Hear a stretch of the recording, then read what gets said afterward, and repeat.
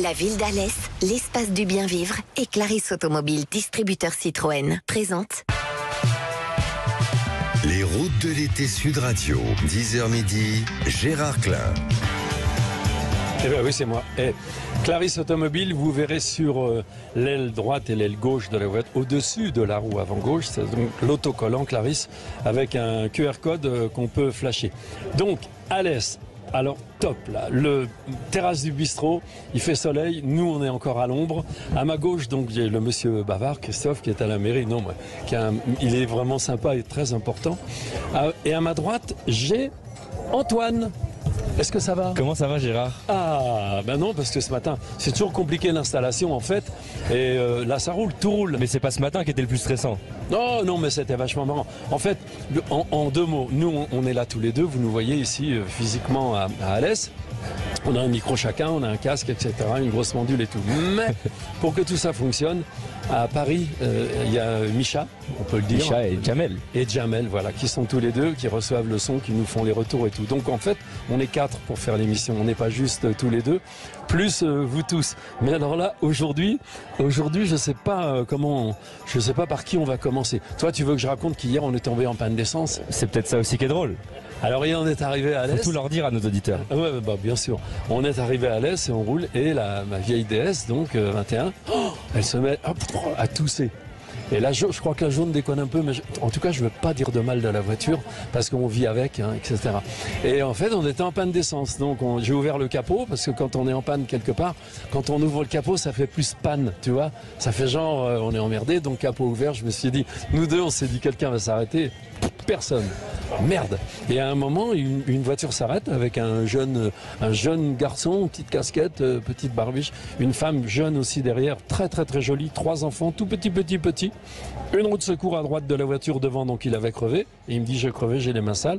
Et il me dit, je peux vous rendre service, il me dit. Et donc je lui demande d'où il est roumain. Il cherche du travail, c'est compliqué et tout. Il m'emmène au petit casino, mais il n'y avait pas de bidon. Il m'emmène à Intermarché, j'achète un bidon chez Rodillon rempli et tout. Il me fait le plein et tout. Et donc j'étais content. Voilà. Donc je veux juste dire que ce petit garçon romain, avec sa famille très embêté, pas argent, il me disait on n'a pas d'argent et tout. Il nous a vraiment, mais vraiment rendu service. Faut le dire. Je connais pas son prénom et ça je le regrette. Sinon on n'a pas eu d'autres événements comme ça importants. Dis-moi Antoine. Non. Non, c'est il faut dire que Gérard leur a offert un plein d'essence après à nos amis roumains pour leur rendre service. Non, mais c'est sympa parce que c'est ça aussi l'hospitalité dans les deux sens. Donc, bah ouais, mais ça leur a fait très plaisir, je crois. Et alors là, non, vas-y. Et là, vous qui écoutez la radio, vous voyez que c'est quand même lui le plus fort. Je disais, il est bavard, le monsieur Christophe qui a fait des études de physique qui est à la mairie. Tac! On nous l'avait prévenu. Non, mais vas-y, continue. Moi, je veux juste peut-être le présenter, peut-être. Christophe, non, mais il s'est déjà présenté, voilà. Ouais. Donc, Christophe Rivin, que je disais tout à l'heure, président, moi, je voudrais être président un jour dans ma vie, quand même. Président d'Alès Agglomération et premier adjoint au maire d'Alès. Bon, on peut pas faire mieux. Vous tous, vous attendrez votre tour, on verra bien. Non, je plaisante. On y arrive à faire tout premier adjoint, Christophe Rivin, qu'après les études de physique, la physique c'est vachement mieux quand même. Oui, bien sûr qu'on y arrive, c'est une passion. Une passion, c'est les gens, mais il y a beaucoup de choses. Là, c'est juste 2 titres, mais je préside aussi beaucoup de syndicats, mais peu importe. C'est le territoire, c'est quand on s'occupe d'un territoire, donc on y arrive. C'est beaucoup de temps, c'est vrai, mais on va pas se plaindre parce qu'on a choisi. On est là parce qu'on a choisi. On est là aussi parce qu'on a été élu. Donc on a fait une majorité, c'est ça, la démocratie. Et puis on essaie de mettre en place un projet pour lequel nous avons été élus avec Max Roustan et toute l'équipe. Il y a ici une adjointe aux festivités qui est là, la belle Raphaël Navarro, ancienne, elle n'aime pas qu'on le dise, mais 7e dauphine à Miss France, il y a quelques années. C'est la classe, à Alès, il y a beaucoup de personnalités. Quoi? Il y a prescription. Donc voilà, et donc effectivement, mais s'occuper d'un territoire comme celui-là et comme plein d'autres, c'est merveilleux. Et je crois que tous les gens présents ce matin et tous les gens qui vous accueillent sur Alès, peut-être sont heureux de vivre dans ces villes. Mais juste un mot pour remercier Sud Radio. Franchement, merci d'être venu à Alès, merci de nous avoir choisis.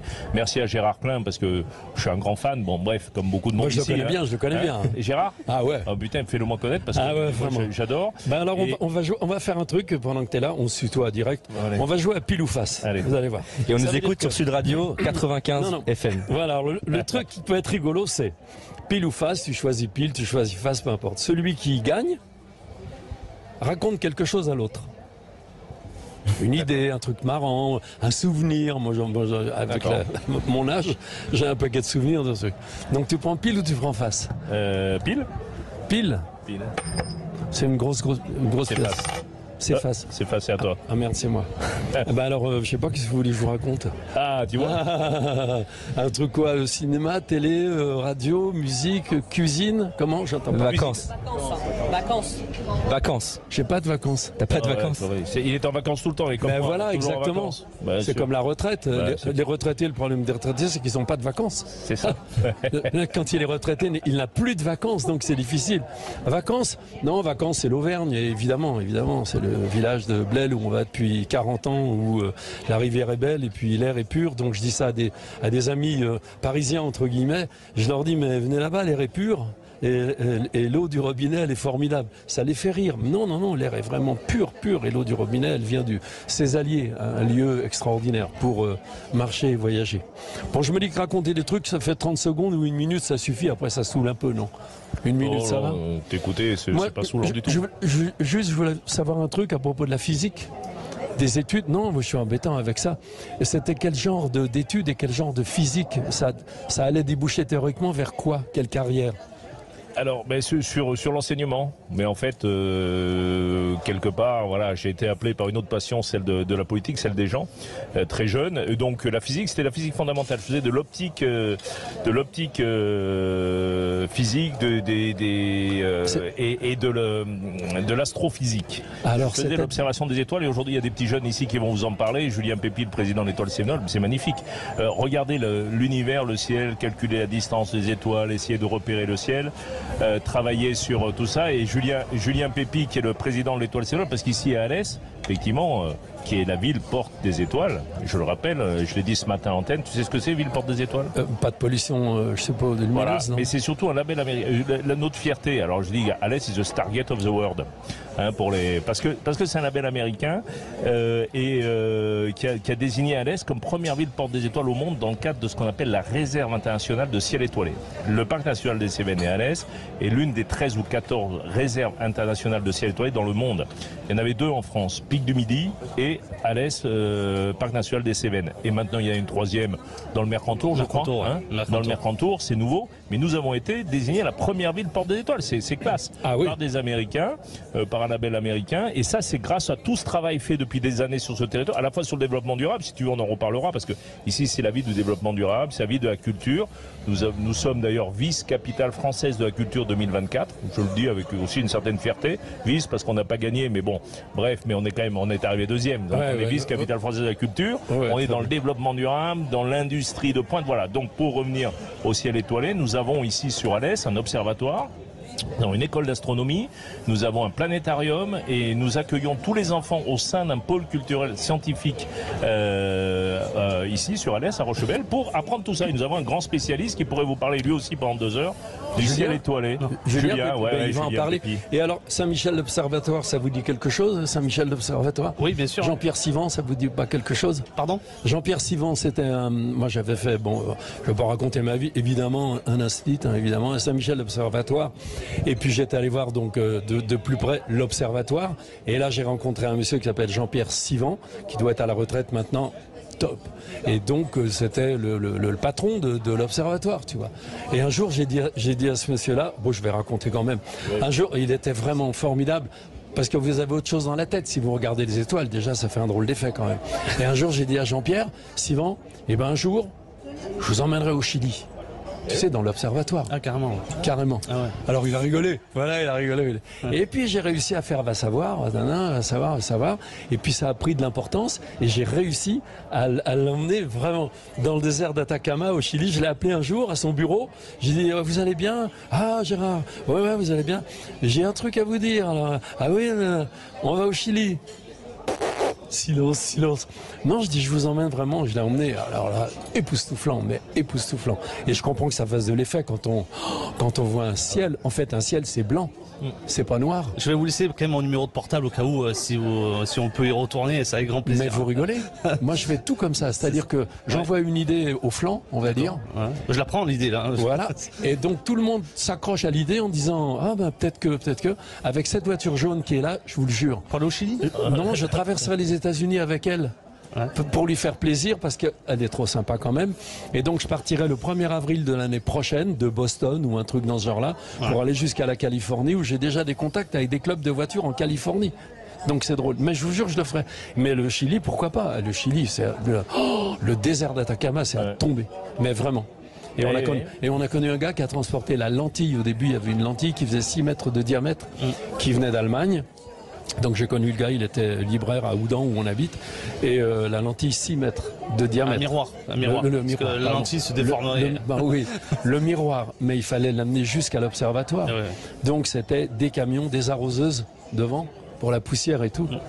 J'imagine bien la complexité parce que nous ici sur Alès on est en train de fabriquer notre propre observatoire. Donc Christophe Rivinck l'a bien présenté dans le cadre de la réserve internationale de Ciel étoilé. La ville et Alès Agglomération ont été la première ville au monde à être labellisée, a reçu le titre de porte des étoiles. Oui, j'ignorais. Voilà. Mais c'est grâce surtout aux investissements qui ont été faits. C'est-à-dire qu'on n'éclaire plus le ciel vers le haut. Vous savez, ces lampadaires boules qui sont assez énergivores et qui éclairent le ciel. On bien sûr, qui polluent le ciel étoilé, qui pollue le ciel. À Paris d'ailleurs, vous devez voir maximum une centaine d'étoiles. Hier encore, on était à Mignalais avec l'office de tourisme. On a eu 180 personnes jusqu'à 2h du matin. Et on avait beaucoup de Parisiens. Et là, ils ont découvert ce que c'était qu'un ciel Cévenol dans les Cévennes. Ouais. Alors, on n'est même pas dans le cœur de la Rice, mais à l'œil nu, ils pouvaient voir à peu près 3000 étoiles, alors qu'à Paris, on va en voir environ une centaine. Ah d'accord. C'est assez fabuleux, voir la Voie lactée, voir ce que décrire tout ça. Et Alès, voilà, donc du coup a voulu investir, a cru en notre association, qui est l'Étoile Cévenol. Donc on est la 26e école d'astronomie de France, la 2e en Occitanie. Okay. Donc une école d'astronomie, ça marche un petit peu comme une école de ski. J'arrive, je compte quelques étoiles et je reviens dans 2 minutes. Les routes de l'été avec Gérard Klein sur Sud Radio. Parlons vrai. Les routes de l'été Sud Radio, 10h midi, Gérard Klein. Et on est de retour sur Sud Radio avec Gérard Klein sur les routes de l'été en direct d'Alès, sur ce magnifique café La Brûlerie à côté des Halles de l'Abbaye avec vous Gérard Klein. Oh, il vous voit, il est trop fort encore. Ah non, il fait tous les essais, le matériel et tout ça. Moi, je me contente de conduire. Alors c'est de parler. Il est super sympa. Non. Et Julien, donc on continue. Julien Pépi, spécialiste et passionné d'astronomie, continue, raconte. C'est passionnant ton histoire là. Donc, au début, on fait comment? À chaque fois, je parle d'argent, mais comment on trouve les ronds? Comment on arrive à convaincre quelqu'un en disant voilà ce qu'on va faire? Alors, c'est pas tout le temps facile, mais ici sur le territoire, on a quand même des politiques qui sont quand même à l'écoute. Et quand on présente un projet et le projet il tient la route, ils nous suivent très facilement. Donc là, vous avez trouver l'argent, ça reste une complexité parce que surtout en ce moment où il y a quand même des restrictions. Mais avec un petit budget, même on peut arriver à faire de grandes choses. Pas besoin d'avoir des milliards, des millions pour faire découvrir le ciel parce que on a une qualité de ciel ici. Donc oui, on n'a pas besoin. Mais si quelqu'un dans un autre ciel ou une autre région voulait faire la même chose, comment il peut s'y prendre? Tout dépend de la région où il est. Ensuite, il faut qu'il constitue un projet avec un cahier des charges et qu'il présente à sa collectivité. Donc ça peut être à la mairie, à son agglo, à la région, au département et à l'État aussi. Il faut demander un permis. Il faut vraiment construire un projet qui tient la route, qui rentre dans le développement du territoire. Il y a des villes, ça peut être le parcours du combattant. Moi avant j'étais dans une autre ville et c'était un peu plus compliqué quand on parlait du ciel étoilé. Ça passionnait pas tant que ça. Et ici, je suis allé voir Mas Roustan et Christophe Rivinck, je leur ai parlé du ciel étoilé, ils m'ont dit ouais c'est génial. Allez on y va, c'est super. Donc ils ont ça dépend des territoires. Ici c'est la force de ce territoire justement où en fait tout le monde, toutes les personnes qui ont un bon projet, ils peuvent y croire avec Et ton métier c'est quoi? Alors moi je suis agent territorial, donc je travaille pour l'activité. Donc moi je pilote le projet qu'on appelle Porte des Étoiles. Ouais. Et à côté de ça aussi, j'ai créé une structure qui s'appelle l'Étoile Cévenol. C'est une association qui permet de regrouper des bénévoles justement pour encadrer des animations autour de ça. Parce qu'on peut pas, faute de budget, on peut pas non plus avoir des employés en permanence sur ce thème-là. Donc on fait appel aux amateurs bénévoles. Alors une animation, ça commence comment, quand, à quelle heure et on fait quoi? Ça commence à la tombée de la nuit. voilà, on peut s'écarter des villes, ou si on fait quelque chose dans la ville, on va demander à la mairie de pratiquer une extinction. Il y a déjà des extinctions qui sont dans la commune, justement. Et la mairie est d'accord? Ben, bien sûr.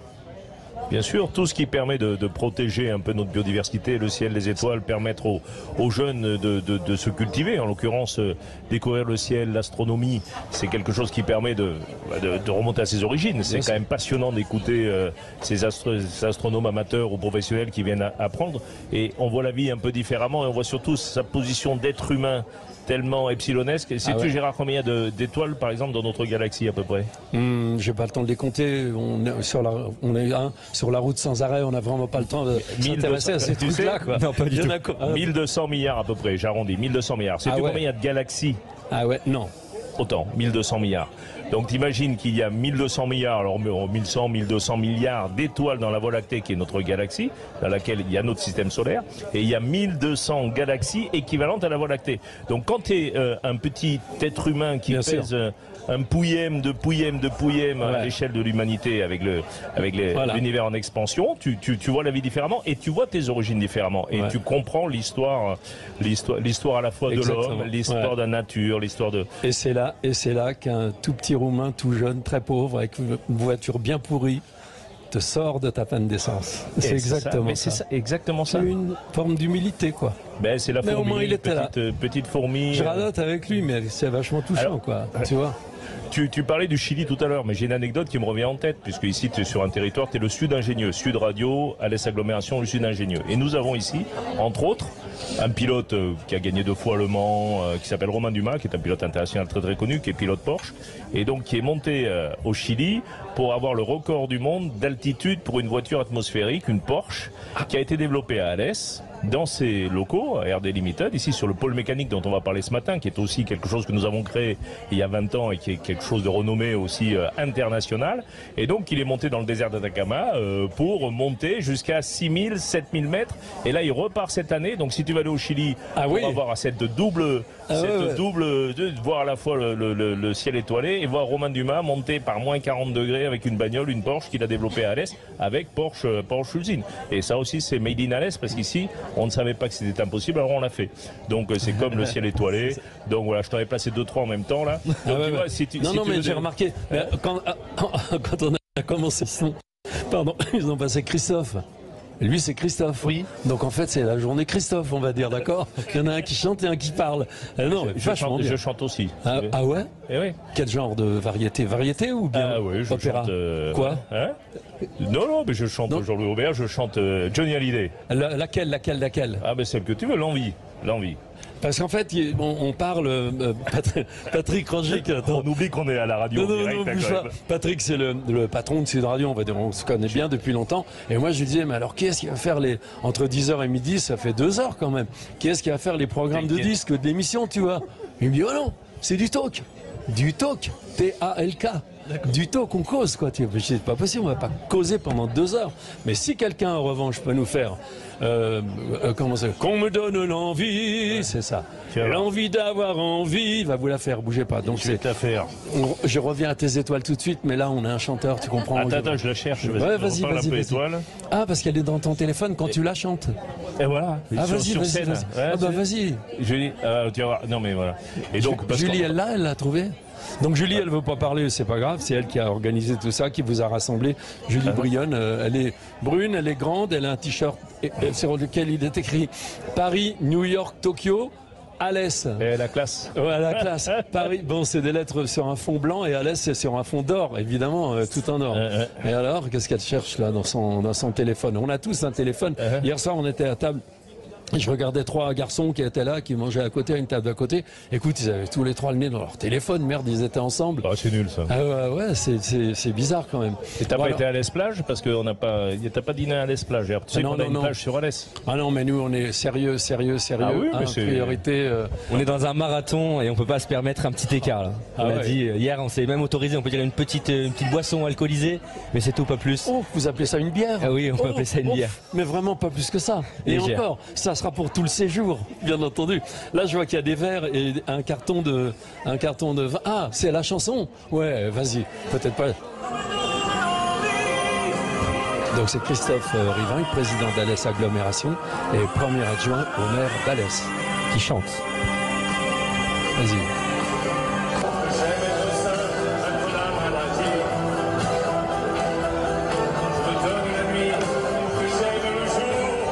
Vachement bien.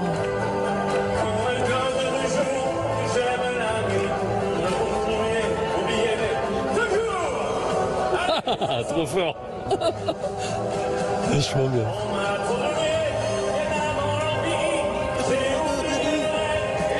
C'est vachement agréable. Chanter. C'est excellent.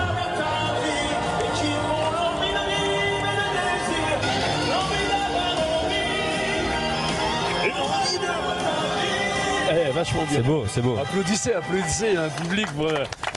Bravo Christophe. Oh, t'es trop fort quand même.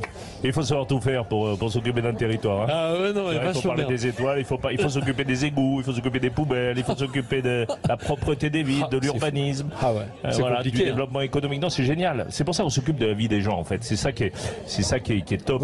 Tu vois, on critique souvent les politiques, c'est un sport à la mode, mais je crois qu'il faut mettre en valeur, au-delà de nous bien sûr, tous les politiques locaux. Et je crois qu'il faut défendre notamment les maires, les élus locaux, parce qu'en fait, quand on s'aperçoit la difficulté aujourd'hui d'être maire, d'être élu local, je parle pas des députés, des choses comme ça, c'est de la politique politicienne, c'est pas intéressant.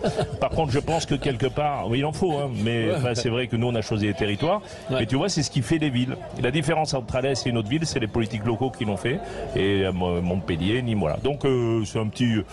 J'aime bien défendre aussi ces élus, notamment les maires des petits villages. J'ai 72 communes dans l'agglomération. Ah ouais. Et j'ai des communes de 150 habitants. Alès, 44 000. Mais tu vois, 150. Et moi, j'admire les maires de communes de 150 habitants qui sont le cantonnier, le policier municipal, tout à la fois. Donc voilà, et ça nous permet de faire tout ça. Ah ouais, ma voisine, elle est d'où? De quelle commune d'ici? Alors de Saint-Paul-la-Coste, c'est à 15 km d'Alès. C'est l'agglo. Saint-Paul-la-Coste, on a 300 habitants à peu près à l'année, donc voilà, c'est un tout petit village. Il y a des vieux, il y a des jeunes? Il y a de tout, hein, il y a tout le monde, on se retrouve tous sur la place du village et c'est très sympa. Et nous, le restaurant, donc du coup l'atelier des épicuriens est sur la place. Et voilà, tout à l'heure tu disais, il y avait des jeunes qui avaient les téléphones sur les tables là dans les restaurants. Chez nous, vous n'avez pas la place de poser les téléphones parce qu'on met des belles planches de viande. Donc et puis ça passe pas le téléphone à Saint-Paul-la-Coste. Mais vas-y, tu peux sortir, voilà, tout ce que tu as dans. Elle est arrivée ce matin, voilà, avec un. Alors déjà oui, on avait des petits moelleux à la châtaigne. Je vais te tenir le micro, vas-y, comme ça tu pourras bien tout sortir. Et puis on peut enlever les stylos qu'il y a sur la table si tu veux. Oh là là, elle a une planche en bois, ah mais le couteau, qui est-ce qui a fait le couteau? On dirait un truc japonais. Figurez-vous, non, il vient de Marseille. Ah bon? Ouais, la coutellerie du panier à Marseille, une super coutellerie. Te blesse pas. Je reviens aux étoiles, hein, je te quitte pas comme ça. Hein, on va attaquer la côte. Alors non, là c'est pour l'apéro, on l'a prise froide, comme ça vous pouvez la manger à l'apéro. Alors notre chef c'est Jean-Yves Piccinelli, qui est boucher charcutier de métier et qui vous a préparé cette petite côte de bœuf. Si vous voulez voir, vous pouvez nous voir en direct sur Sud Radio, sur le site ou sur YouTube également. Vous pouvez nous voir. On est en direct sur la place d'Alès et vous pouvez revoir ce qui est en train de se passer devant le marché. Et Jean-Yves Piccinelli qui avait été à l'émission comment elle s'appelait à l'époque? Ah, tu oublies toi aussi. Hein? Quoi? Un dîner presque parfait. Un dîner presque parfait, qui est donc une star nationale aussi, donc qui vous accueille à Saint-Paul-la-Coste entre autres. Et bientôt sur Alès, on en reparlera. Voilà, donc je suis venue avec Audrey, qui est notre productrice Baron des Cévennes au Mas d'Alès. Bonjour Audrey. Bonjour. Et vous produisez quoi? Nous, on produit des cochons en plein air. Ils sont élevés dans les Cévennes, là-haut dans les bois. La race, c'est le Duroc. C'est un cochon nord-américain roux, très grand. Très, très gentil, très doux, avec les oreilles qui tombent sur les yeux, il voit rien, mais il est très sociable et très pacifique. Et on les garde pendant 1 an minimum dans nos bois. Ils font du muscle parce qu'ils sont dans les pentes. Ils font beaucoup la sieste, donc ils sont pas stressés. Et on a le plaisir de les servir à la table de l'atelier des épicuriens. C'est-à-dire que Jean-Yves Piccinelli fait un travail magnifique avec la viande. Donc on lui donne une bonne matière première et lui après il fait son travail. Vous allez pouvoir goûter ça. C'est un peu comme Jamel chez nous, on lui donne la matière première et il fait son boulot. Je tiens à dire que sur ces cochons, nous avons créé une filière qui s'appelle le Baron des Cévennes. Donc c'est du roc là aujourd'hui qui sont élevés à la châtaigne et au gland uniquement. Et c'est une viande particulière, donc ça fait plusieurs années que nous avons misé sur cette filière qui s'appelle le Baron des Cévennes. Et donc voilà, et qu'on peut déguster ici, et qui est un très très bon produit. Et qu'on peut retrouver au hall de l'Abbaye aussi, au stand du Baron des Cévennes. Merci à toi, Jamel. Attendez, on va continuer après. Il y avait juste des pubs à envoyer, c'est pour ça que j'avais fait comme une chute, tu vois, j'avais dit Jamel, etc. Et tac, il repart sur le cochon. Il est trop fort, vas-y Jamel. Les Les routes de l'été avec Gérard Klein sur Sud Radio. Parlons vrai. Les routes de l'été Sud Radio, 10h midi. Gérard Klein. Oh, les routes de l'été Sud Radio, 10h midi, Gérard Klein. Elle continue à couper la côte de bœuf. Je suis en train de goûter quand même. On est en direct d'Alès. Côte de porc, Baron des Cévennes. Côte de porc. Un petit peu de piment bio des Cévennes de chez Coliotti à Ners, qui est Brigitte, une productrice de piment bio des Cévennes. Et voilà, déglacé aussi bien sûr au sirop de châtaigne pour donner ce petit goût un peu sucré, salé. Voilà, merci Jean-Yves Piccinelli qui est resté là-haut à l'atelier des épicuriens parce que la viande, faut la préparer. Pour midi, on aura du monde. Et voilà, c'est un plaisir de partager avec vous un peu du Baron des Cévennes d'Audrey, qui est avec nous et qui est une super éleveuse avec qui on travaille depuis plusieurs années. Et alors, vous en avez combien de... Alors c'est marrant, à quel moment on dit porc, à quel moment on dit cochon? Parce qu'on me disait qu'il faut lui donner le micro à la dame, parce qu'elle a son plateau. Moi je prends le plateau, voilà. Et je veux bien que tu... Voilà. Parce qu'entre le plateau, la côte, la planche, la coupe et tout ce qu'il y a à manger, vous en avez combien? Alors on en a à peu près 80 dans les parcs de tous les âges en fait, pour pouvoir en avoir régulièrement à proposer toute l'année au marché et à nos restaurateurs préférés. Parce qu'on m'avait dit on dit cochon quand il est mort, on dit porc quand il est vivant. Cochon quand il est vivant et porc quand il est dans l'assiette, c'est un peu comme les Anglais ont les deux termes très précisément. En France on est un peu plus flou sur l'utilisation, mais les deux vont bien. Nous, on a des cochons heureux et des porcs délicieux, on va dire. On fait des erreurs. Moi hier j'ai dit que je rangeais mes affaires, ma femme m'a dit pas du tout et elle m'a dit aussi que tu t'es trompé. J'ai dit que la plus belle vache du monde c'était l'Aubrac. Elle est magnifique l'Aubrac, mais pour moi la plus belle vache du monde c'est la Salaire que j'ai élevée, les rouges magnifiques. Donc je rectifie mes erreurs. Donc porc et cochon c'est pas pareil, mais de toute façon c'est très très bon à manger. Dans tous les cas, c'est familier un cochon. C'est un animal très sociable, très familier, très curieux. Ça fait de la peine quand même. Très attachant. C'est difficile, mais malgré tout c'est pas un animal de compagnie.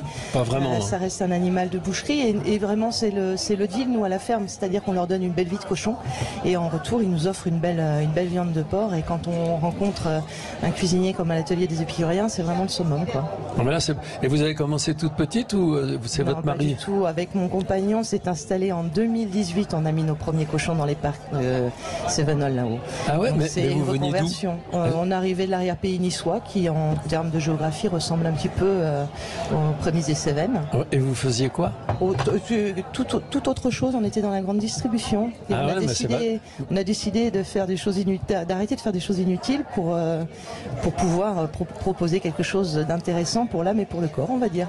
Ouais, très très bien, très très bien. Et alors, le plus difficile au début, ça a été quoi? L'installation, la maison, les prairies ou tout est pas forcément facile, mais le plus compliqué ça reste la paperasse en France.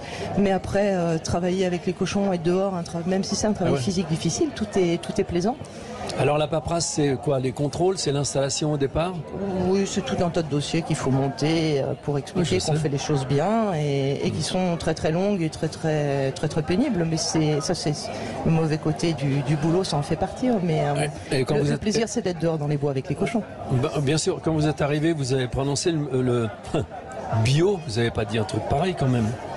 Le projet était de monter une ferme en bio et arrivé sur le site, on a rencontré la filière Baron des Cévennes qui correspondait exactement à ce qu'on voulait faire, mais le bio en moins. Mais néanmoins, nos cochons sont nourris avec des céréales sans OGM qui viennent du bassin du coin, pas très loin. Et puis dans la mesure où les porcelaines naissent à la ferme, il y a pas grand-chose qui soit pas bio dans l'histoire. Et puis même ils sont mieux que les bio en bâtiment, ils sont dehors, ils sont en plein air toute l'année et ils ont une vie comme au Club Med quoi, les doigts de pied en éventail. Voilà, c'est pour ça que les étiquettes des fois c'est difficile de savoir si c'est vraiment très très très utile ou si c'est psychologique pour dire c'est bio, etc. Une belle vie pour un animal, c'est vrai. Et puis même des vaches, il paraît, qui mangent de l'herbe. Mais bon, oui, c'est les meilleurs, on est d'accord. Alors Aubrac ou Salaire, je ne sais pas, mais il faut qu'elle mange de l'herbe. Bien entendu. Qu'est-ce que ma voisine, elle veut dire quelque chose, elle a pris le micro. Oui, non, tu parlais tout à l'heure de Salaire. Donc nous, sur l'atelier des épicuriens, on est spécialisés spécialisés en viande. On a le Baron des Cévennes, donc avec Audrey, mais on a aussi Salers, on a de l'Aubrac, on a du Chalot Rollet, on a aussi parfois du Wagyu et Kobe, que j'arrive fait venir spécialement. Donc voilà, on a vraiment une spécialisation en viande, un travail autour de la viande et la cuisson, une cuisson lente au départ, ensuite on les fait griller. Et voilà, c'est le plaisir de rencontrer des gens qui savent élever les bêtes, un vrai travail autour de l'animal. Et ensuite, nous, on les sert dans l'assiette. Jean-Louis a un mode de cuisson vraiment qui respecte et la viande et le côté gustatif, les apports, enfin tout ça. Et ça permet d'aller au bout du projet. C'est-à-dire, on rencontre les éleveurs, on va au bout du projet jusque dans l'assiette. Et une fois que c'est servi, quand les clients sont contents et qu'ils nous disent vraiment la viande était très bonne, nous, c'est tout l'amont aussi qui est important pour nous. C'est-à-dire ces gens qui parfois aussi vont jusqu'à faire leur foin. Enfin, voilà, il y a tout ce travail intéressant avec les producteurs. Et toi, tu venais du monde agricole? Non, pas du tout. Mais c'est ça qui est vachement bien, je trouve, de raconter d'où vous venez, parce qu'en fait, beaucoup de personnes qui sont pas du tout paysans, en fait, ont tellement envie de l'être, enfin de le faire, qu'en fait, le désir est tellement fort que des fois, c'est aussi bien, quoi, au moins. Aussi bien. Je veux dire, la motivation n'est pas du tout la même, quoi. C'est pas un héritage de famille, j'ai hérité de la ferme, le grand-père, etc. Là, c'est vraiment un désir, quoi, et c'est autre chose. Et tu venais. Je pense que c'est un parcours de vie aussi qui fait ça. Ouais. C'est-à-dire, aujourd'hui, on demande aux jeunes de choisir directement une orientation quand ils sont au niveau du bac, tout ça. Moi, je vois, j'ai mes enfants, c'est compliqué. Alors qu'un parcours de vie fait qu'on peut changer d'orientation en cours de vie, et c'est ce qui fait qu'à la fin, quand vraiment on trouve son métier, toutes ces petites expériences de différentes professions qu'on a pu croiser ou faire, ça nous permet vraiment d'aboutir à quelque chose de qualité et de rencontrer des gens formidables, quoi. Donc moi je viens de très loin, hein. Au départ j'étais assistante sociale, donc tu vois, rien à voir. C'est vrai. Et dans quel coin? Dans cette région là? Non, j'étais dans le Var et ensuite dans les Hautes-Alpes à Briançon. Voilà. Je suis arrivée en 2010 dans la région. Mais pour faire accord avec l'émission, moi je voulais dire qu'on a trouvé sur le territoire d'Alès un accueil extraordinaire et on a étudié pas mal de propositions, mais on est les plus heureux d'avoir atterri dans les Cévennes parce qu'on a vraiment ici tout. L'environnement, les gens, les Cévenols sont des gens très attachants, très accueillants, et ça a été le choix c'est fait naturellement et on en est vraiment très très heureux.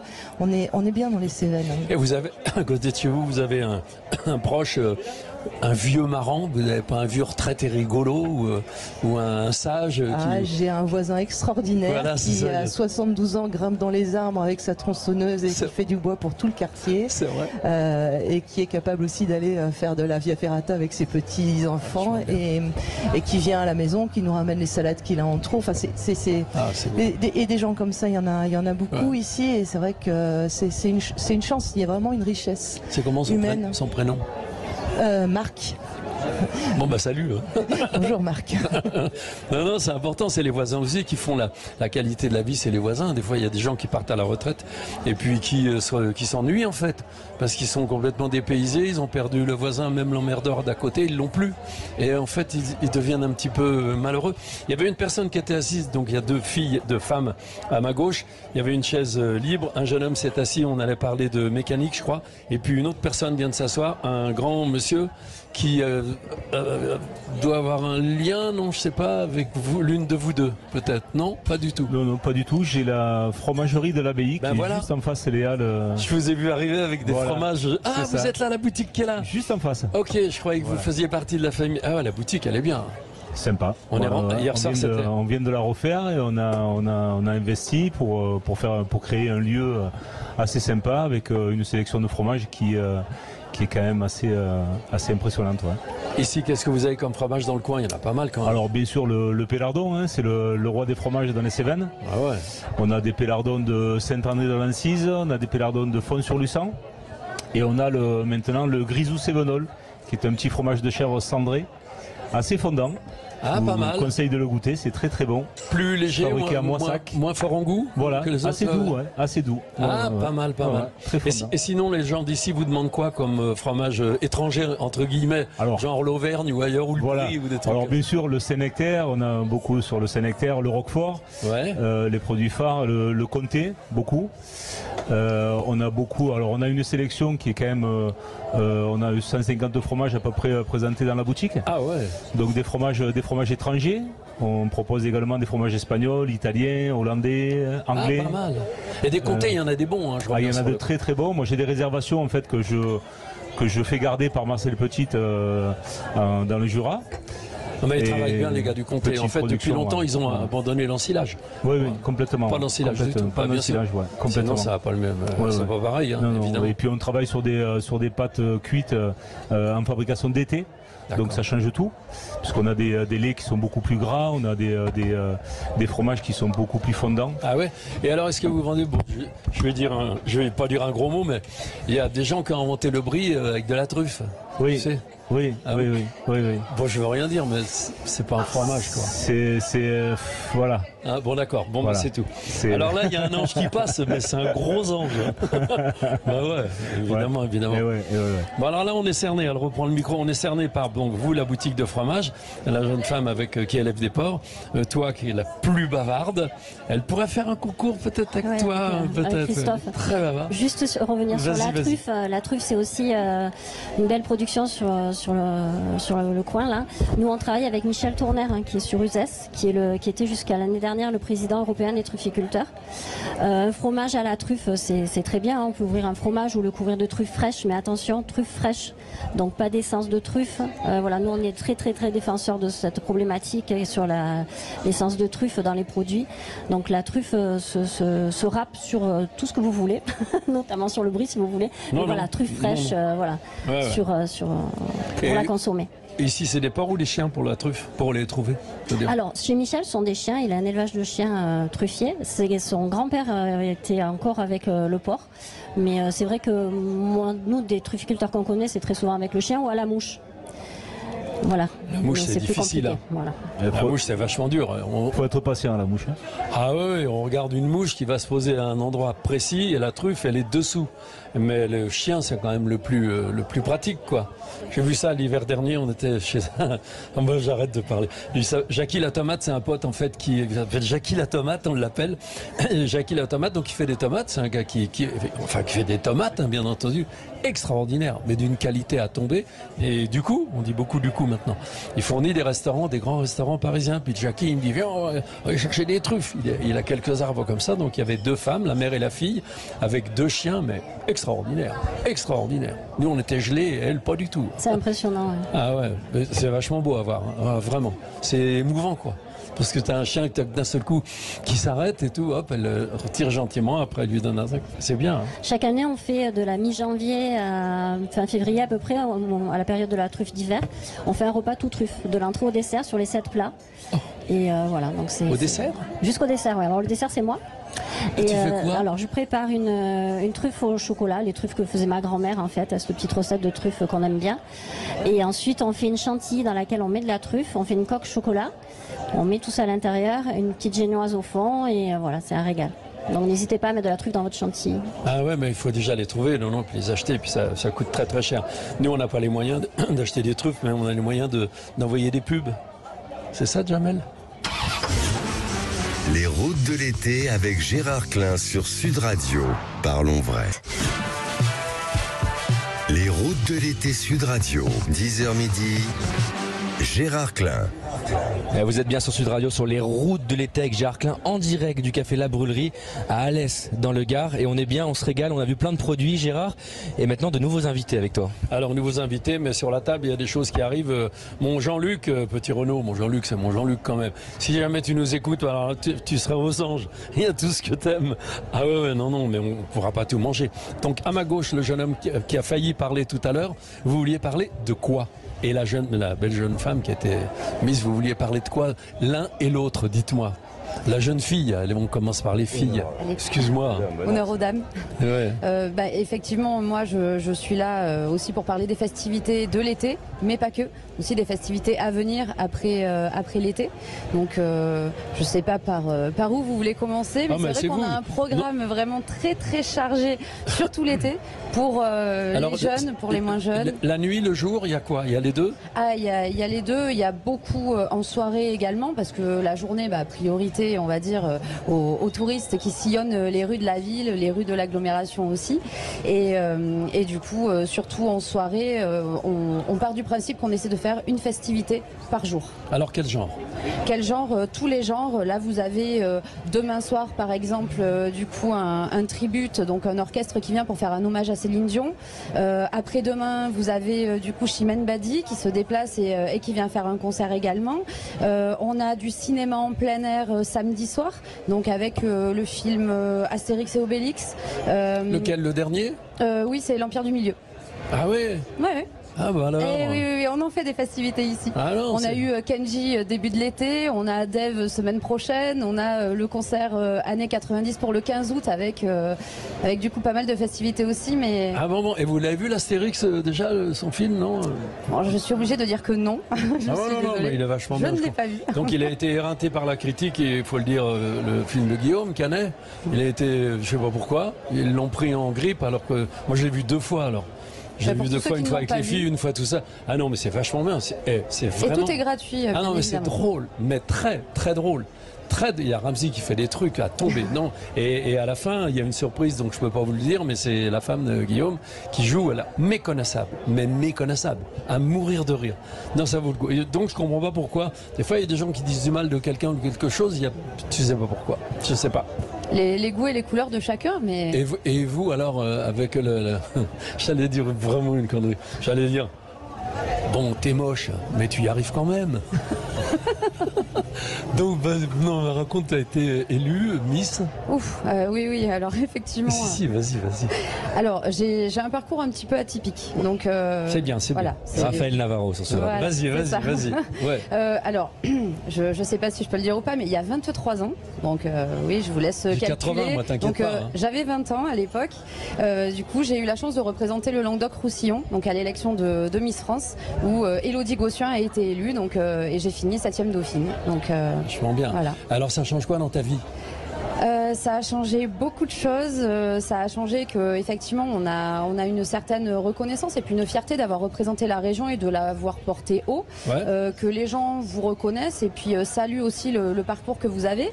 Derrière, du coup, j'ai été reçue plusieurs fois justement en mairie d'Alès. C'est ce qui a fait que j'ai mis, on va dire, les premiers pieds ici et puis j'ai vu un petit peu ce qu'était l'interaction avec les gens, avec la population alésienne aussi. Quelques années après ça, du coup, je me suis testée sur une émission renommée d'aventure. Donc voilà, donc j'ai participé. Raconte. Koh-Lanta, raconte, c'est rigolo. Donc j'ai participé à Koh-Lanta une première fois en 2009. Donc ça a été une aventure extraordinaire. Alors tu pars comment Koh-Lanta? T'es chez toi, tu prends l'avion, tu fais quoi? Non, mais comment? Oui, déjà on passe le casting parce qu'il y avait 60 000 dossiers. Donc raconte, c'est bien. Le casting, tout simplement, c'est souvent voilà, j'ai des amis qui, me voyant avec mon parcours d'ancienne Miss et voilà, j'ai toujours eu un travail à côté également. Donc moi, c'était plus un passe-temps, le côté Miss, les aventures de Koh-Lanta, tout ça. Et du coup, un jour, ils m'ont dit, ah bah toi, de toute façon, si tu te casses un ongle, tu n'arrives plus à survivre. Alors que moi, je suis un garçon manqué au départ. Donc du coup, ça m'a titillé. Je me suis dit, bah, pourquoi pas m'inscrire et on verra bien. Et au final, bah, voilà, j'ai passé les 4-5 étapes de casting parce qu'il y en a quand même pas mal. Et c'est quoi? Tu fais quoi? C'est des trucs physiques? Du coup, on a déjà un premier casting en visu où on discute, où ils essayent de voir quelle est votre personnalité parce que c'est un peu comme un entretien d'embauche. Donc forcément, vous essayez de vendre le meilleur côté de vous-même et ils essayent de vous piquer au vif pour voir quelle est votre véritable personnalité en dessous et qu'est-ce que vous allez sortir et qu'est-ce que vous allez avoir au fond des tripes. Donc voilà, j'ai eu aussi des épreuves en piscine, des épreuves sportives, mais c'était un peu moins poussé en 2009. Et ensuite, voilà, j'ai su 2 semaines avant mon départ que je partais avec mon sac à dos pour faire cette magnifique aventure où j'ai tenu 32 jours sur 39 cette année-là. Donc voilà, et j'ai été éliminée aux portes de la finale. Donc voilà. Mais... Non, c'est vachement bien. Ah ouais, on se redécouvre. On se rend compte qu'au final, on pensait avoir des limites, mais on n'en a pas. Tu vas plus loin, quoi. Voilà. Et donc, à la suite de ça, j'ai discuté longuement avec Max Roustan à l'époque, donc le maire d'Alès, l'actuel maire d'Alès, qui m'a proposé en 2014 de rejoindre son équipe en étant conseillère municipale à la jeunesse. Donc j'ai fait mon premier mandat en 2014 et pendant ce premier mandat, on va dire qu'il y avait un petit goût d'inachevé de mon premier Koh-Lanta et j'ai décidé de repostuler sur une saison avec des anciens et je suis repartie en 2018 refaire le Koh-Lanta, le combat des héros où là forcément j'ai tenu une vingtaine de jours mais c'est une aventure qui est beaucoup plus courte et surtout j'ai fait 11 jours seule en totale survie sur l'île de l'Exil. 11 jours? Ouais. Et tu dors, t'arrives à dormir? On dort quasiment pas, parce qu'on est dans un noir absolu, à même le sol, avec les bêtes qui grouillent. Et comment tu manges? On mange pas non plus. Donc, 11 jours? Ouais, 11 jours très compliqués. Bon, après, l'avantage, quand on est seul au monde, c'est le cas de le dire, c'est que du coup, si on trouve quelque chose à manger, on n'a pas besoin de le partager. Ah non, c'est pas mal. Voilà. Et alors, tu maigris? Ah oui. Chaque fois on maigrit et quand on revient, on reprend le double de ce qu'on a perdu. Donc je le déconseille à tous ceux qui veulent faire un régime. Mais voilà. Et donc en 2020, j'ai enchaîné sur mon second mandat où je suis devenue adjointe aux festivités, donc sur la ville d'Alès. Et je me régale. À côté de ça, je suis maman également d'une grande de 12 ans et d'une petite de 2 ans et demi. Je vous ai pas demandé. Ouais. Voilà. Et je suis responsable achat dans une société informatique qui s'appelle Edipol et qui est sur la commune alésienne. Ah oui, donc t'arrêtes pas en fait. Ah, j'ai un emploi du temps très chargé, donc je ne m'ennuie pas. Ah non, c'est bien. Mais j'aime quand ça bouge, donc voilà. Et justement, Gérard, on s'est baladé hier dans les rues d'Alès et on a vu une rue qui est active, notamment, je pense, les jeudis soirs, qui s'appelle la rue de la Fripe. Et on a trouvé ça très sympa. Est-ce que vous pouvez nous expliquer un petit peu le concept? Parce que c'est vrai que c'est assez original. C'est la rue de la Fripe avec plein de commerçants. On a vu plein de commerçants, c'était assez festif. Il y a plein de choses festives un petit peu dans la ville d'Alès. On a vu même l'été. Écoutez, c'est ce qu'on essaye de faire en fait, avoir une ville qui est active le soir, où les gens peuvent sortir, donc soit comme vous le dites sur la rue de la Fripe pour aller chiner et faire les boutiques, soit pour des festivités effectivement sur des concerts, sur des animations, même des taureaux piscines. Donc on en a pour les petits, pour les grands, pour les familles, pour les parents, pour les enfants. Donc on en a vraiment pour tout le monde et c'est une vraie volonté que les gens puissent rester sur Alès en fait et se divertir du matin jusqu'au soir. Dis donc, elle est active, hein. Et mon voisin, tu fais quoi alors? Parce que ça fait 2 fois qu'il essaie de parler, mais les filles, t'as vu les filles? Non, c'est bien. Moi, j'ai que des filles, alors j'aime les filles, bien sûr. On est bavarde. Ah ouais, c'est bien. Et toi, vas-y. Alors moi, je suis là pour vous parler du pôle mécanique d'Alès. Donc c'est un lieu qui est pour moi magique, hein, puisque c'est grâce à ce lieu que j'ai atterri à Alès et j'y suis resté depuis maintenant 13 ans, un peu plus de 13 ans. Ah ouais. Et donc en fait, je dirige depuis 2019 le pôle mécanique d'Alès, qui est un projet qui a été lancé en 95 par Max Roustan et Christophe Rivinc. Donc comme quoi ils ont des réalisations, on les a toutes entendues. Et en fait, l'idée pour eux, c'était suite à la fin de l'activité de la mine, c'était de dire comment on va réhabiliter le bassin minier, comment on va créer de l'emploi, comment on va attirer des entreprises sur le territoire. Et donc ils ont eu une idée formidable qui a été de faire un circuit. Enfin, quand je dis un circuit, il y en a plusieurs, puisqu'il y a le circuit vitesse, rallye, karting, et on a différentes zones, et une pépinière d'entreprise. Alors aujourd'hui, ça se fait de plus en plus, parce qu'il y a d'autres circuits avec des pépinières d'entreprise. En 95, ça se faisait pas du tout. Alors de là à dire que tout le monde nous a copié, c'est peut-être un petit peu exagéré, mais de là à dire que en fait le projet il était pertinent et on va dire en avance, précurseur, c'est une réalité. Donc aujourd'hui on a beaucoup d'activités différentes. On est en train de développer une nouvelle activité sur les événements d'entreprise. On accueille des champions comme Johan Zarco, que vous connaissez probablement, qui était encore là juste avant. Champion de MotoGP, qui évolue en MotoGP. Hein. Exactement. Il a eu un Grand Prix de Silverstone avec une belle course sprint, une course longue un petit peu plus compliquée suite au choix pneumatique. Faut lui montrer la DS. Faut lui montrer la DS, oui. Et d'ailleurs, en parlant de DS, je vois qu'il y a des rallyes. Hein. Exactement. Je vois qu'elle est magnifique. Et d'ailleurs, si on reste sur DS, on accueille aussi DS Formula I. Donc pour développer de la Formule 1 électrique. Ouais. Mais on a aussi un événement qui a été lancé sur le pôle mécanique et maintenant qui est en centre-ville d'Alès, qui est Seven & Cars, et où tous les premiers dimanches du mois, en fait, et ben il y a les passionnés de véhicules de collection qui se réunissent et qui partagent, quoi. Ça, c'est tranquille. Et alors, par exemple, j'ai 15 ans, qu'est-ce que je peux faire? Alors si vous avez 15 ans, vous pouvez tout faire parce que en fait... J'ai 15 ans et demi moi. 15 ans et demi, bon bah vous pouvez... encore mieux. Non mais sur le pôle mécanique, il y a en fait du fait de la polyvalence de l'infrastructure, on peut faire énormément de choses. Par exemple, là c'est la période estivale. Bon bah il y a le karting qui est ouvert de 9h à 20h. C'est une activité qui est très accessible. On a un circuit qui est absolument extraordinaire, qui fait 1,2 km. On a l'école de pilotage rallye, parce qu'il faut savoir que pour rouler sur circuit, on n'a pas besoin d'avoir le permis. Ah, c'est bien ça. Donc celui qui s'est fait tirer son permis, comme il est vachement malheureux, pendant 6 mois, de temps en temps, il se fait un petit tour de circuit. C'est ça? Ouais. Alors bon, ceux qui se sont fait retirer, on va pas cautionner le retrait du permis. Mais pour les jeunes qui ont envie effectivement de se perfectionner. Antoine, on a du rallye par exemple. Mais ouais, Antoine, il a pas son permis, donc quand on est partis tous les deux avec tous les trois avec la voiture, c'est un personnage pour moi cette voiture. C'est pas. En fait, dans ma vie avec ma femme, les enfants, on en a eu, c'est ma 10e. On n'avait pas d'argent en fait, et ça valait 1000 francs, une DS 2000 francs. Donc le casseur à côté, quand on en avait terminé une, je disais t'en as pas une? Si, t'as qu'à prendre la bleue.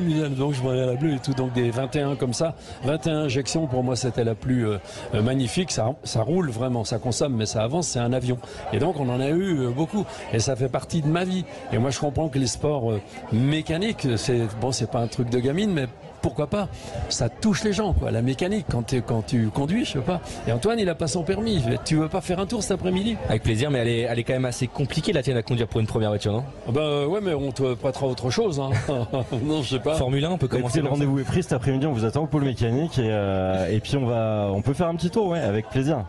Si tu veux. C'est signé. On a combien de kilomètres à faire On va d'abord demander l'accord peut-être à Patrick Roger, directeur général de Sud Radio, pour savoir si au niveau des assurances il n'y a pas de souci. Non, la voiture, il y a quand même 3 semaines à faire. Non, à moi personnellement, c'est mon auto, c'est ma voiture.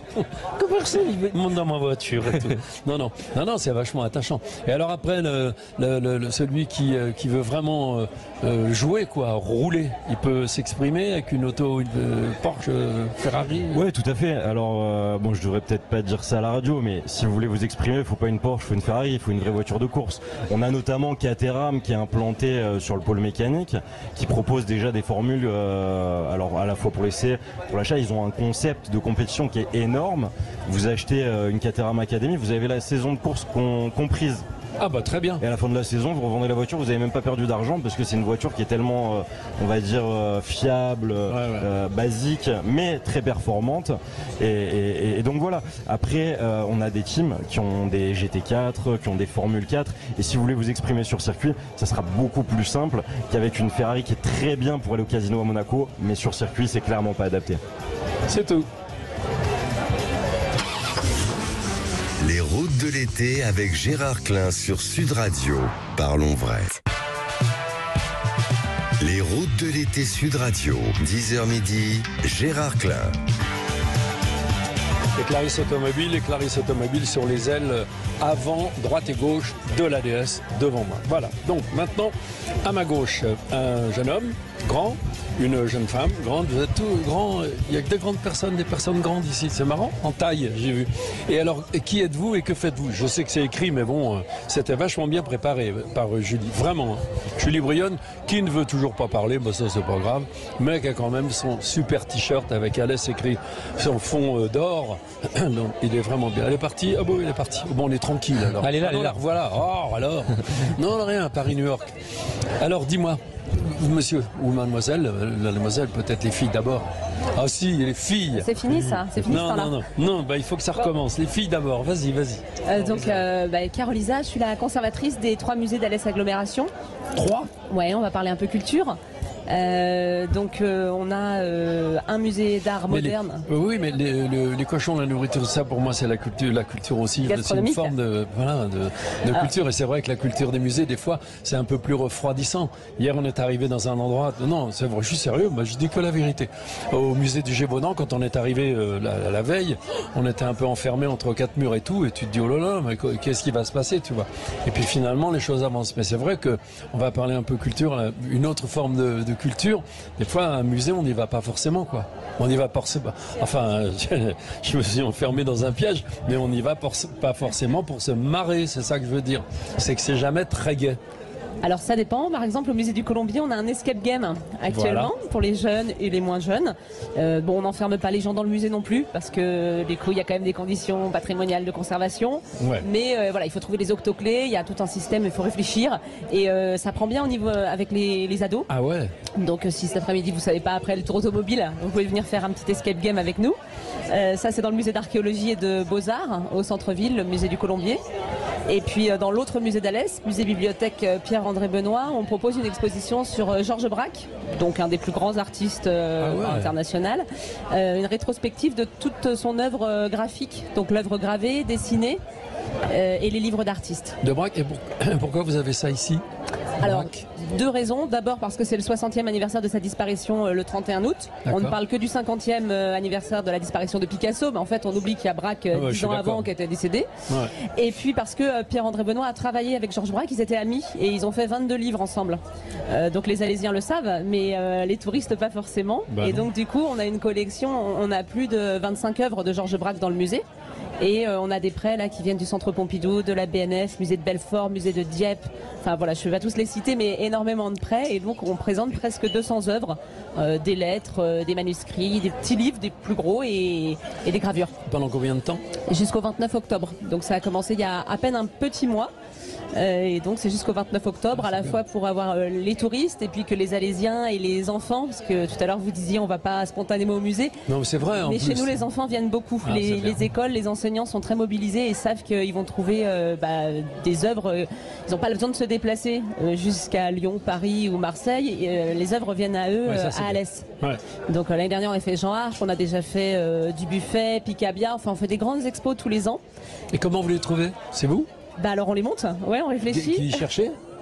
Non, elles sont pas toutes faites, on les monte. Là, c'est avec une commissaire, donc Françoise Nicole, qui est universitaire et qui est spécialiste de Braque. Donc, on s'est contacté depuis 2019, on est sur le sujet. On fait les demandes de prêt, ça nous prend plusieurs mois. C'est ce que j'allais dire. Assurance, transport, c'est toute une logistique. Ah ouais. Et puis, on conçoit le parcours de l'exposition, la scénographie et on monte. Le plus excitant, c'est quand les œuvres arrivent, qu'on les sort des caisses et qu'on les a que pour nous. Quand j'ai sorti les gravures cubistes de Braque, elles ont 120 ans et là on est à la naissance de l'art moderne et j'ai vibré. Pourtant ça fait 15 ans que je fais ce boulot et j'ai encore eu une émotion extraordinaire en les voyant, les touchant. Bien sûr. Et vous touchez avec des gants ? Ouais, alors là c'était encadré donc on n'a pas besoin de gants, mais sinon on touche les œuvres avec des gants. C'est mieux. Ah c'est bien. Et alors ça vous a pris comment ? Braque ou conservateur ? Conservateur, cette folie de la conservation, parce que c'est dedans. Hein. Ouais, c'est dedans. Ouais. Ça se voit bien. Hein. Pour moi, je fais le plus beau métier du monde. Je fais le métier dont je rêvais. Je sais pas si vous avez réussi à faire le métier dont vous rêviez quand vous étiez gamin. Le hasard m'a amené là. Ouais, moi aussi. Ouais. Enfin, le hasard, pas tout à fait. J'ai un peu bossé pour y arriver. Ah bah. Mais du coup, j'ai fait des études d'histoire de l'art, de lettres, et puis après, j'ai passé le concours de conservateur, qui est un concours national. C'est un concours comme l'ENA en fait. On rentre dans une école, après on est formé, et puis quand on ressort, on trouve un boulot. Et je suis arrivée à Alès par hasard. Je connaissais pas la ville et la région. Je suis pas d'ici, moi je suis bourguignonne. C'est ce que j'allais dire. Ah, bourguignonne. À côté du Clos Vougeot, ça vous dit quelque chose ? Oh, pas du tout. Comme je sais que vous allez bien manger, bien boire, bah voilà. Oh, donc je suis arrivée là et ça fait 13 ans que je suis là. Donc je suis tombée amoureuse de la région et puis de ces musées avec leur collection extraordinaire. Donc je suis toujours là effectivement et depuis un petit troisième est né. On a un nouveau musée à Saint-Jean-du-Gard qui s'appelle Maison Rouge, musée des Vallées Cévenols, sur la vie des Cévennes depuis le XVIIIe siècle. 10 000 objets dans 3000 mètres carrés dans une ancienne filature. Là aussi il faudra revenir pour voir ça. Ouais, parce que là en fait on a le temps de rien voir. Bah non, on j'imagine. vous écoute parler, on fait croire que tu vois, non pas que ça ne nous intéresse pas, je parle de moi, bien au contraire, mais tu vois, tu peux pas tout voir, on peut rien faire en fait. Eh non. En fait. Bon. Puis après, il me ramène à l'EHPAD à 18h, tu vois, donc c'est râpé pour moi, c'est fini. Après, non, je rigole. Et c'est vraiment bien de voir quelqu'un, qui parle comme ça, puis qui est vraiment, que ça l'éclate, quoi. Ah, mais c'est clair, mais on a vraiment beaucoup de chance. Ah ouais. Moi, je partage aussi cette chance et cette passion. Parce que Nicolas de David sur Sud Radio. Sur l'office de tourisme, en fait, et l'intégralité de son équipe de passionnés, on a vraiment cette chance d'avoir ce métier qui consiste à valoriser et à promouvoir l'intégralité des innombrables atouts de la destination, tant au plan naturel que culturel et c'est vrai que c'est une chance inestimable. Et vous venez d'où vous ? Moi je viens de Bordeaux. Et de la même façon, j'arrive effectivement un petit peu par hasard il y a 2 ans et c'est vrai que moi qui suis géographe de cœur et de formation, il y a là un terrain de jeu en fait en haut qui est proprement illimité quoi. Et les enfants? Pas.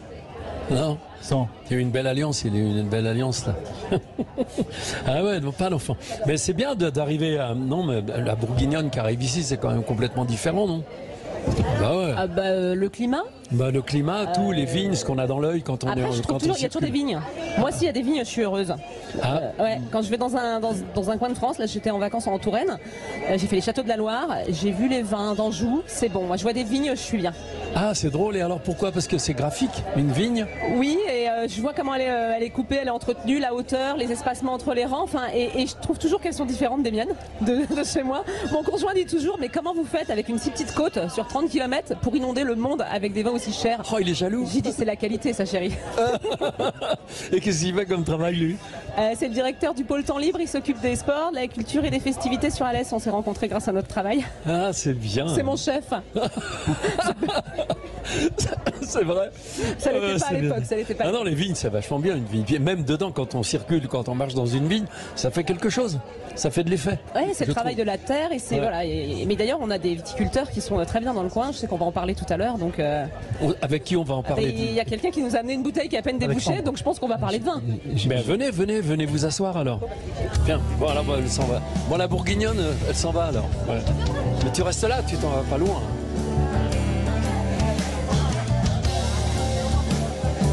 Bon alors voilà, Alès, il y a du monde. Hein. Avec Christophe qui nous regarde, Christophe Rivan, président d'Alès Agglomération. C'est pour rire, hein, quand je dis le plus bavard, c'est vachement gentil, hein, c'est pas du tout, au contraire. Non. Donc là maintenant, la jeune femme qui vient d'arriver, vous êtes... Alors je suis Ambre, je travaille au Mas des Justes. Donc c'est un domaine viticole qui a été créé en 2020. Donc l'idée de ce domaine, c'est que ça a été créé à but non lucratif en fait. C'est une société où on a fait appel à des sociétariats. Est-ce que vous m'entendez ce mot? Très bien. Ouais. Alors en fait, pour acheter le domaine, on a mis en vente des parts sociales. Donc c'est-à-dire des particuliers, des entreprises ou même des institutions ont acheté des parts pour faire vivre le domaine, comme l'Agglo d'Alès qui a participé à la création de ce domaine. Donc c'est un domaine viticole. On exploite 12 hectares de vignes actuellement, en bio et biodynamie, donc ce qui est l'avantage. Voilà, on fait 3 couleurs différentes, donc on a un rosé, un blanc et 3 rouges. D'accord. Donc on est situé aux portes d'Alès, à Saint-Just-et-Vaquière.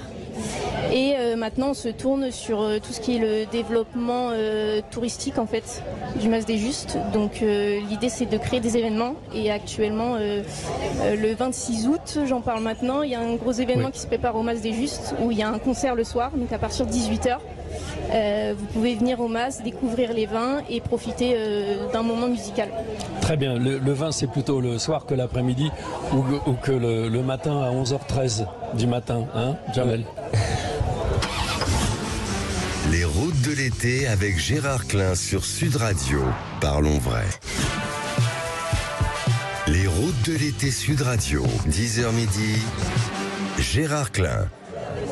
Alors on est donc toujours à Alès, Gérard et Antoine quand même, je ne suis pas tout seul là, et tous les gens qui nous entourent. Il y a du monde. Ouais, avec Christophe qui est là, qui est revenu, Ambre qui nous parlait du Mas des Justes. On dit Saint-Just et Vaquière ou Saint-Just et Vaquière? C'est ça, Saint-Just et Vaquière, c'est une commune de l'agglomération. Alors je rajoute sur ce qu'a dit Ambre, qui est totalement bien sûr vrai, puisque elle travaille au Mas des Justes, mais c'est une belle aventure de l'agroforesterie notamment, puisque tout ce qui est cultivé dans le cadre du Mas des Justes, dans lequel nous sommes actionnaires, d'ailleurs le plus gros actionnaire, l'agglomération d'Alès, des particuliers. Nous ne sommes pas payés en dividendes mais en bouteilles, c'est pas mal, hein, très bien, que nous servons à nos apéritifs. En liquide. Et je veux le dire aussi parce qu'il y a des parts, pour 1000 €, je crois, c'était chacun pouvait acheter une part, les particuliers. Et donc ce qui est génial, c'est qu'il y a plein de gens de toute la France qui ont acheté des parts et qui viennent vendanger. Ils participent aux vendanges et ils sont payés en bouteilles.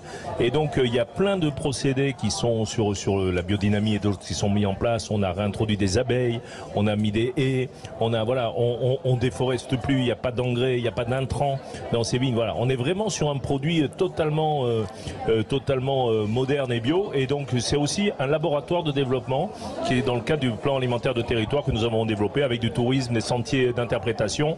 Donc voilà, il y a plein de choses à Saint-Just-et-Vaquière et au Mas des Justes. Il faut y aller. Et alors sentier, c'est quoi? Quel genre de promenade? De quoi La randonnée en fait sur Alès Agglomération, ça fait vraiment partie de l'ADN du territoire. On a bien entendu Robert Louis Stevenson qui a marqué quand même de son empreinte avec Modestine finalement l'ensemble du territoire. Et c'est vrai que sur l'ensemble de la diversité paysagère finalement de la destination, c'est vrai qu'on invite vraiment l'ensemble de nos visiteurs à prendre le temps de parcourir ces paysages aussi bien à pied, à vélo. Alors voilà, avec ou sans âne ou en train. Voilà, exactement. Non, c'est le temps. Il y a plein de gens qui sont speed en fait dans les grandes villes, on va dire dans les agglomérations, et qui ne savent pas prendre le temps. C'est pas évident de s'arrêter. C'est la raison pour laquelle en fait on a vraiment des milliers de visiteurs donc chaque année finalement qui viennent sur la destination et qui fréquentent des établissements, des hébergements de très grande qualité, qui ont effectivement cette qualité d'accueil qui est véritablement chevillée au corps, qui fait partie de leur ADN et qui viennent en fait nous rejoindre pour justement bénéficier de cette grande respiration, et pas seulement l'été, y compris donc sur le printemps, sur l'automne. Et l'hiver on fait quoi ici? L'hiver, sur la période de Noël, il y a effectivement Madame Navarro pour en reparler, des festivités et une période sur laquelle en fait en gros vraiment à la fois les expatriés en fait les Parisiens, les Montpelliérains, les Marseillais en fait viennent avec grand plaisir donc retrouver leurs attaches locales. Bah non, on sent une vraie énergie ici, vraiment. Et on a parlé de randonnée. Nicolas, vous avez parlé de randonnée. On a parlé de l'application Alès Agglo Évasion. Non, encore. Ah oui, parce que il faut le dire, parce qu'on a développé une application, on a l'ensemble de nos chemins de randonnée avec toute l'interprétation, le découvert des monuments. Très bien ça. Et Alès Agglo Évasion, vous téléchargez. Je voulais faire ça en Auvergne. Et ouais, c'est génial. Des visites, tu t'arrêtes devant le bâtiment, on te dit exactement, Robert habitez là pendant. Et puis on a parlé de la maison de la figue. On a un verger conservatoire de la figue quasiment unique en Europe. On a les figues, toutes les figues qui sont conservées ici. Il faut qu'on parle des mineurs avant d'oublier la maison du mineur, la mine témoin, tout ça. Il faut qu'on parle de tout ça. D'abord vous avez le train à vapeur. Je vais rester une petite semaine. On va rester un petit moment là. En fait, on fait les routes de l'été à Alès en fait. Et oui, on peut toute la semaine. Juste le tour de la ville une fois, deux fois. Non, mais c'est vrai. Et alors? Il y a de quoi faire en fait. C'est vrai que sur l'ensemble des sites touristiques, et c'est une caractéristique de la destination, on a des sites qui sont véritablement exceptionnels et qui répondent vraiment à toutes les attentes pour tous les âges, pour tous les publics familiaux. On a en fait la Bambouserie en Cévennes par exemple, qui enregistre quand même plus de 200 000 visiteurs annuels et qui a une histoire vraiment très particulière et qui vous transporte à la fois en Chine, en Amérique du Nord, au Japon, dans l'Himalaya, du fait tout simplement des espèces qui ont été importées en 1856 par Eugène Mazel, donc passionné d'horticulture, et qui a créé véritablement ce monde un petit peu à part, donc dans la vallée des Gardons, donc à quelques kilomètres d'ici, et c'est un environnement qui est absolument exceptionnel. Dans quelle direction? Direction Anduze, sur la commune de Générargues, et vous pouvez y aller en train d'ailleurs depuis Anduze, dans le petit train, donc dans le train à vapeur des Cévennes, qui est aussi une caractéristique patrimoniale vraiment très forte, le train en lien avec bien entendu l'activité minière, et ce train à vapeur des Cévennes en fait quelque part qui lui aussi transporte d'Anduze à Saint-Jean-du-Gard et vers donc Maison Rouge, musée des Vallées Cévenols, donc des milliers de visiteurs chaque année qui sont ravis de pouvoir monter dans un train à vapeur en famille, découvrir donc de façon paisible donc la vallée et ses paysages magnifiques. Et sais-tu Gérard que le premier rail de chemin de fer a été posé à Alès pour transporter le charbon de France? Non. Parce que c'est ici qu'a été inventé l'aluminium. À Péchinet, à Salindre, il s'est passé vachement de choses sur ce territoire. Et donc, puisqu'on est ce train vapeur des Cévennes qui est le dernier, le plus gros train touristique à vapeur qui reste encore en France et peut-être en Europe continentale, avec une société surtout qui répare l'ensemble des machines à vapeur. Donc on a des machines d'un autre monde, d'un autre temps, avec des techniciens qui travaillent ça avec amour. Et donc on peut voir ça à Saint-Jean-du-Gard aussi, en bout de cette chaîne, cette ligne du train vapeur des Cévennes. Il y a du vélo-rail, enfin on peut faire plein de choses sur cette ligne et on découvre la magnifique vallée d'Anduze, Générargues, Bambouserie, Mialet, Saint-Jean-du-Gard, où il y a beaucoup de choses aussi à découvrir, mais c'est pas la seule vallée touristique de l'Agglo et du pays Cévennes, puisqu'il y a beaucoup d'autres vallées touristiques. On a même la 16, on a beaucoup de choses, on a la vallée des, on a histoire avec la mine. Voilà. Mais Anduze. Anduze, c'est magnifique, c'est l'Agglo. J'y suis allé, moi, tourner. On a tourné un truc dans les bambous, là. Ah oui, on a tourné. C'est là qu'a été cité la cité de le salaire de la peur a été tourné à la bambou. Oui, et on a tourné un truc qui se passait dans un pays lointain avec le chapeau et tout, façon Indiana Jones et tout. Oh, c'est top. C'est exotique. Il y a un très beau temple, un temple protestant. Qu'avec l'Aglo, on est en train de réhabiliter. C'est le plus grand temple de France en dehors. On est en train de le rénover complètement parce qu'il s'effondre. Il a 200 ans, pile poil. Magnifique. Il est magnifique et il va être rénové totalement. Et puisqu'on est sur le temple, on est aussi sur la vallée autour de la guerre des Camisards, il y a le musée du désert, il y a une grosse histoire autour de l'histoire culturelle, c'est terrible, et c'est à la fois justement à Mialet, il y a ce musée du désert à visiter, il y a le rassemblement chaque année début septembre où il y a plus de 10 000 protestants qui viennent de l'Europe entière, du monde entier. Voilà, il y a une vraie aussi attache culturelle sur ce territoire où les catholiques et les protestants sont frères aujourd'hui, nous sommes ensemble, il n'y a plus de guerre, c'est magnifique, et que beaucoup en prennent de la graine, parce que c'est ça l'humanité, la fraternité, c'est aussi ne pas faire la guerre, c'est faire l'amour. Exactement. Et donc je reviens au petit Roumain d'hier qui nous a sorti de la panne et qui me disait je suis chrétien. C'est vachement touchant quand même, quelqu'un qui ne dit pas je suis catholique ou n'importe quoi, et je suis chrétien. Les chrétiens, ils disaient le mot, c'est vachement bien. Bon. Et dernière anecdote, je suis désolé. Mais vas-y. Tu sais pourquoi ça s'appelle le Mas des Justes? Non. Parce qu'en Cévennes, ça a été le territoire de France où il y a eu le plus de justes dénombrés après la Seconde Guerre, pendant la Seconde Guerre mondiale. Donc tu vois, c'est un territoire solidaire aussi, un territoire de résistance, un territoire vraiment où l'homme a une puissance. Le Mas des Justes, moi je ne vais pas boire à cette heure-ci, on va repartir. Si, vas-y. Comme ça on finira à 13h l'émission. Non, on dort dans les voitures, non, on est en plein soleil là. Et alors, là, je regarde tous les... Il y a du monde, hein, Gérard. Comment? Il y a du monde. C'est vachement bien. C'est intimidant ou pas? Non, c'est très bien. Et c'est vrai que c'est pas évident d'arriver à 10h du matin, partir à midi pour parler avec des gens que tu n'as jamais vus. Non, on s'est jamais rencontrés, je sais pas.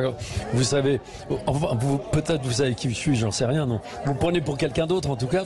Non, on sait qui tu es. Non, c'est possible, tu vois, tu peux. Et puis après, je vous vois, je vous connais pas, je dis alors, qu'est-ce qu'elle dit? Par exemple, la conservatrice, la bourguignonne, tu vois, elle était assise dans le fond, puis elle disait rien du tout, elle avait l'air un peu, pas ailleurs vraiment, mais en se disant, oh là là, qu'est-ce qui va se passer et tout. C'est vrai, hein. Elle était concentrée, on va dire. Et paf! Non, c'est pas un bout de fromage, c'est quand elle s'est mise à parler, paf, elle s'est allumée, quoi. Et top.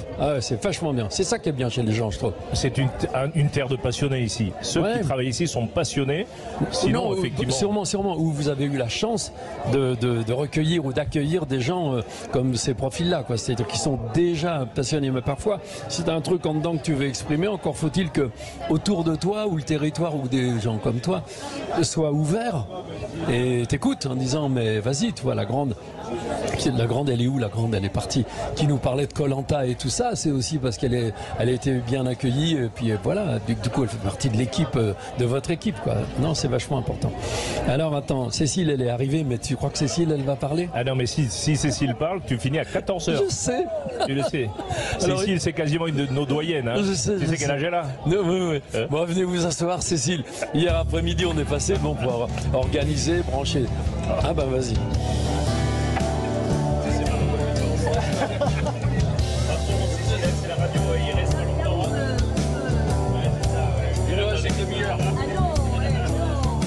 Si, tu lui tiens, c'est ouais. Pardon, j'étais en train de manger un petit morceau de fromage d'hier, de fromage de vache d'hier, vachement bon. Hein. De Madame Brun. Madame Brun, très très bon. Et donc Cécile est arrivée. Alors, comment, Christophe? Bonjour à tous. Alors, hier soir, donc, on est passé, vous faisiez des sudoku, un sudoku. Oh là là, ne me parlez pas des sudoku, hein. Parce que j'ai tenté, il n'y a pas très longtemps, étant donné que j'avais un petit moment devant moi. Alors, il y en a un qui commençait à être bon. On fait la correction. Il y avait 2-3 chiffres sur 9 qui étaient faux. Sur les 9 petits carrés. Total, j'étais avec un collègue, Guy, qui est quand même un ancien policier qui avait l'air d'être fort. Total, lui également. Il a eu un problème. Ah bah alors oui, ça veut dire que je vais appeler la aux maires et leur demander si c'est pas un peu de l'arnaque sur les bords. Sans blague. Étant donné que c'est pas normal qu'on n'arrive pas à réussir. Si, mais je vous les ferai, Cécile. Alors Gérard, tu connais Cécile? On l'a pas présenté. Ah non, hier après-midi, on est 92 ans. Voilà, on est passé pour organiser, enfin, surtout Antoine. Hein. Et puis, il y avait une dame qui était assise, donc Cécile, avec deux garçons, deux jeunes gens qui faisaient des sudoku. Et puis, on s'est mis à parler tous les deux. Et donc, j'ai parlé du gaufrage du Hugues, il a 94 ans. Et puis, il me disait l'autre jour, ça nous tourne autour, ça nous tourne autour. Et Cécile, vous m'avez dit, demain, justement, on a une cérémonie. Vous avez été à la cérémonie d'un copain qui est mort? Sûr. Oui. Oh, merde. Et il était âgé 74 ans, je pense. Et la cérémonie, c'est à 74 ans. C'était bien la cérémonie? Ah, magnifique, mais c'est triste, hein, parce que dès qu'on entend l'Ave Maria, moi, ça me fait pleurer. Ah oui, bien sûr. Ça, vraiment, c'est une très belle cérémonie. C'est bien. Commencer une journée par une belle cérémonie, c'est bien. Et alors là, donc, vos journées, finalement, elles se passent à l'extérieur, ici. Là, tout le monde vous connaît, vous connaissez tout le monde ici. Eh bien, c'est-à-dire que je suis... comment dirais-je, responsable d'une association culturelle, le CADREF, dont le siège est à Nîmes. Et depuis des années, ça fait 19 ans que je travaille en qualité de responsable. Ah bon? Donc, et sur Alès, nous avons totalisé 650 inscriptions adhérents. Ah bon? Et des gens remarquables, de toutes sortes. Il y a évidemment des médecins à la retraite, des pharmaciens, des enseignants et toutes personnes qui n'ont pas pu faire des études prolongées, qui sont intéressés par les conférences ou les cours et qui viennent. Et alors, qui donne des conférences? Alors, nous avons M. Bilogui, Dominique Bilogui, qui est alésien et qui était, le doyen de la faculté de Montpellier, Paul Valéry. Et donc, un homme extraordinaire. Et il enseigne l'histoire de France du 14e au 18e. Donc, il est sensationnel. Et il est à la portée de tout le monde. D'ailleurs, il a quand même, c'est lui qui bat les records, disons, de l'assistance. Dans les conférences, Et tu sais que Cécile était enseignante, donc tous les Alésiens sont passés dans ses mains d'enseignante. Ah, beaucoup. Parce vous enseignez quoi? J'ai enseigné les travaux manuels éducatifs quand on les a créés pour les garçons. Alors, on faisait du cartonnage, de la vannerie, des émaux sur cuivre, de la poterie. Enfin, c'était pas... Alors, quelle année vous avez commencé à enseigner? Alors là, j'ai commencé en... Un truc qui sonne là, toujours, sans arrêt, des inscriptions. C'est le téléphone qui sonne? Oui, non. Oui, parce qu'elle est branchée, Cécile. Répondez. Très branchée, non, pas alors donc, en conclusion, j'ai commencé en 65, je crois. Et puis alors, j'avais un poste d'une collègue qui était détachée syndicale à Jean Moulin. D'accord, alors on va parler de votre collègue dans 2 minutes parce qu'on me fait un signe, ils me font des signes dans les oreilles. Vas-y. Les routes de l'été avec Gérard Klein sur Sud Radio. Parlons vrai. Les routes de l'été Sud Radio, 10h midi. Gérard Klein.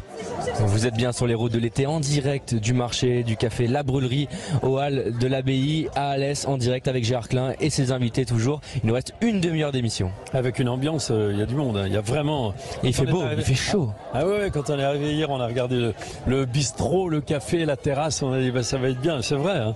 Il y a du monde et puis c'est vachement actif quand même. Cécile, on reste un peu avec elle et puis on peut aller dans les étoiles, non? Et oui, parce que... Voilà. Cécile, elle, pour le micro, elle est top. Alors, non, allez-y, continuez parce que vous parlez de votre... Oui. J'étais passionnée par le théâtre. Quand nous étions au collège, jusqu'en terminale, puisque c'était le collège là, à Alès, tout groupe artistique qui venait, j'étais de la partie. Un petit peu plus proche le micro. En qualité d'auditrice, voilà. Mais après, quand j'étais en terminale, j'ai voulu, rentrer au conservatoire de Montpellier.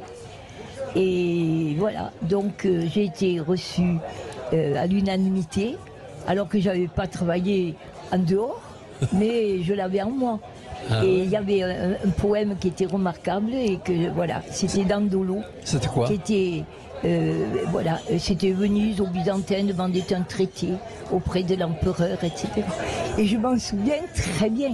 Si bien que je l'ai redit l'année dernière pour un professeur qui enseigne l'histoire l'histoire régionale et qui a parlé justement de Dandolo. J'ai dit mais moi j'ai un poème qui était de Victor de la Prade et puis on n'a pas retrouvé Victor de la Prade, c'était un autre auteur, mais une collègue me l'a apporté au cas où j'aurais un trou de mémoire. Je ne me souviendrai pas, et oui, on ne sait jamais. Ah bah au bout de combien 72 ans quand même. Ah ouais, ça je ne l'avais pas revu. Il était ancré en ma mémoire. Ah ouais, c'est comme moi, voilà. Alors, après, donc j'ai été reçue la première année à l'unanimité. Ouais. Et la seconde année, je concourais pour la médaille. Et j'aurais voulu la tragédie, parce que j'étais faite pour la tragédie, je le sentais très bien. Mais malheureusement, c'était en troisième année. Alors on m'a donné une tirade des précieuses ridicules, qui avait été donnée par une collègue brillamment l'année d'avant. Et moi, j'étais avec deux collègues qui étaient très bien. Et moi, je l'ai moins bien senti. J'ai eu la deuxième médaille. Oh, alors après, il fallait reprendre en février. C'est l'heure. Ah oui. Non. Ah oui, d'accord. Bon, alors en conclusion, vous l'avez toujours la médaille? Mon mari. Ah ben oui, le peintre. Oui, le peintre. Ah ouais. Ah ben, on écrira un livre sur la vie de Cécile, parce que la vie de son mari, le peintre, donc c'est compliqué quand même, parce qu'il y a eu une histoire de, ça fait un peu piquer ses tableaux. C'est-à-dire après son décès. Voilà. Après son décès, les gens, s'il vous plaît, qui avaient acheté le MAS et qui devaient s'installer en octobre, je ne crains pas de le dire, ils travaillaient au ministère de l'Intérieur. Aïe, aïe, aïe, aïe. Aïe, aïe, Cécile. Parlons vrai sur Sud Radio. Alors, pas touche. C'est des gros. Ouais. C'est des gros dossiers. Sauf que j'ai perdu toutes les œuvres, parce qu'elles ont été reprises. Et voilà, maintenant, elles valent de l'or. Je pourrais faire du bien à beaucoup de gens, parce que c'est ma comment dirais-je, c'est votre passion de faire du bien aux gens, de s'occuper des gens, ça c'est vrai. Ma passion. Et malheureusement, maintenant, on n'a plus d'argent. Quand on n'a pas d'argent... Mais non. Mais la médaille de la poésie, vous l'avez toujours, cette médaille ou mais on n'a pas, on la distribue pas. Ah d'accord, c'est comme ça, c'est dans la tête, quoi. D'accord. Ah ben oui, c'est mieux. Ou peut-être un papier, je ne le sais pas. Comme ça, on peut pas l'égarer. Non, mais... Bon, et merci. puis alors, je devais suivre des cours avec Pierre Elle est plus bavarde que toi. Ouais, tu vois, avec Pierre Freinet, parce que mon mari avait un appartement avenue de l'Opéra à Paris au 32. Et puis après, ils ont voulu faire des bureaux, donc on a été obligé de déménager. Mais oui. Et puis voilà. Et puis nous sommes venus à Alès, parce que mon mari voulait revenir à Alès. Donc, tu sais que Cécile, pour pas qu'elle se présente contre moi, je l'ai pris sur ma liste. Elle est sur la liste. Tu vas avoir du mal là, tu vas avoir du mal. Elle est sur la liste, elle est avec nous. Je vais en profiter pour dire que je serai battue à plate couture parce que je ne suis pas capable de procéder à tout le dossier. Donc Christophe est brillant. Bon, il est bon. Ça, si un jour il se présente... Oui, mais on n'est pas là pour parler de nous, mais c'est gentil. C'est gentil. On est là pour parler de territoire. C'est pour vous dire, moi je ne savais même pas de quoi on allait parler. Mais ça fait rien. On s'est rencontrés par accro hier soir. Exactement, mais c'était bien la rencontre. Ça fait plaisir. Moi aussi. Et je craignais de ne pas arriver à un temps voulu là maintenant. Moi j'attendais, je vous dis, il est déjà 11h30, elle est pas là. Alors un grand merci. Non, merci à vous d'être comme vous êtes. Exceptionnel. Maintenant, si vous devez un jour monter quelque chose, un film ou autre, pensez à moi. D'accord. Je vais prendre comme actrice son numéro de portable. Plus comme actrice que comme auditrice. Oui, comme actrice. La classe. Comédienne. Une sorcière, vous voyez, à mon âge. Une sorcière, non, je sais pas. Une femme. Non, moi je verrais une milliardaire. Sur la Côte d'Azur. Moi, alors je serais incapable là. Ah bah pourquoi? Alors j'inventerais, mais bon. Bon, alors une malheureuse dans la forêt. Une malheureuse dans une cabane en bois. Peut-être. Ou quelqu'un, oui. Ou alors quelqu'un qui est à la recherche de personnes souffrantes. Seulement, je risque de pleurer aussi dans le... Ah bah oui, on peut pas. Ah oui, c'est il y a du maquillage, après on enlève. Là, alors pour pleurer, malheureusement, ça arrive souvent. Bah oui. Ah oui, parce que voilà. Bah, comme dit vieux pote, ça nous tourne autour. Oui, c'est ça. On est comme on est. Hein. Bah oui, on est comme on est. Oh, là, vous avez du pot d'avoir... Ah non, c'est moi qui vous remercie. Donc elle est là tous les jours. Tous les jours, on emmène dans la ville à 8h du matin. Pourquoi? Parce que ah oui. Non, vas-y, il lui fait des signes. Il lui fait signe d'arrêter. On doit parler des étoiles, mais sinon jusqu'à midi. Parce que depuis... Mais c'est une star, c'est une étoile. C'est une star locale. Elle est décédée en 2003, l'année de la canicule. Oui. C'est une personne qui craignait énormément la chaleur. Elle était d'origine alsacienne. Et voilà. Donc en conclusion, maman est décédée et moi j'ai eu beaucoup de mal à me retrouver dans cet appartement où elle était portraitiste, maman aussi. Enfin, mon mari était peintre. Ah ouais, mais elle était entourée d'artistes. Non figuratif, mais il avait commencé aussi par les portraits. Mais... Alors maintenant, j'essaie de me réadapter, mais si j'y reste 1 heure dans la journée sur Maxi.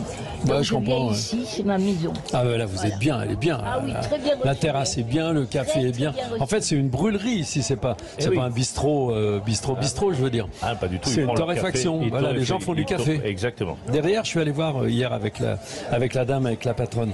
Et alors, ça fait 60 ans la boutique, elle a 60 ans. Ouais, encore la mère, la fille, les enfants, et c'est une histoire familiale. Ah ouais, c'est attachant. Votre territoire. Ouais. Et les étoiles, on vient un peu aux étoiles après la star, après Cécile, après la star. On vient un peu aux étoiles. Donc qu'est-ce que vous avez prévu dans les jours qui viennent, dans les mois qui viennent? Là, on a commencé un programme qui s'appelle Un été sous les étoiles, en partenariat avec l'Office de tourisme. On a commencé avec un gros événement, c'était le 23 juin, qui s'appelait On the Moon Again. Donc c'est Retour sur la Lune, c'est tous les astronomes amateurs, toutes les personnes qui possèdent un télescope, les écoles d'astronomie, qui sortent leur télescope en même temps et qui observent la Lune.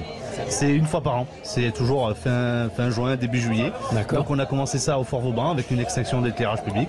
Ensuite on a organisé une randonnée céleste sur le territoire d'Alès Agglomération à Saint-Sébastien-de-Négrefeuille, où ça a cartonné. Combien? Voilà, vous étiez combien? 150 personnes, et on en a refusé parce qu'on ne peut pas être plus.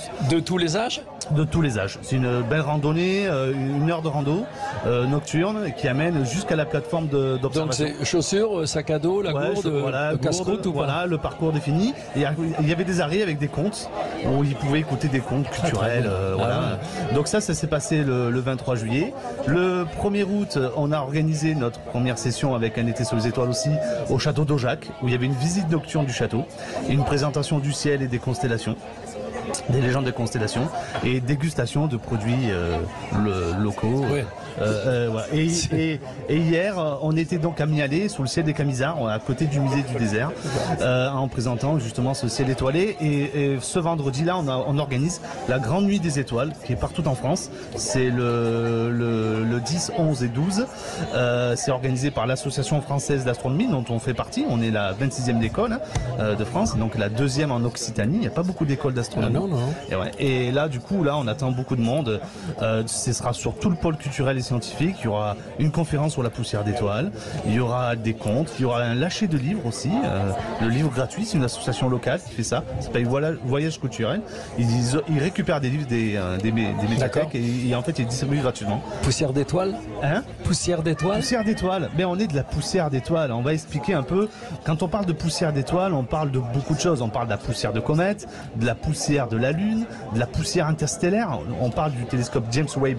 On parlait tout à l'heure de télescope, le grand télescope. C'est le plus gros télescope qui a été envoyé dans l'espace aujourd'hui. Lui, juste pour vous donner une ordre de grandeur, il peut détecter l'image, la lumière d'une luciole à 1 million de kilomètres. Non. Alors, nous, on va avoir notre propre observatoire.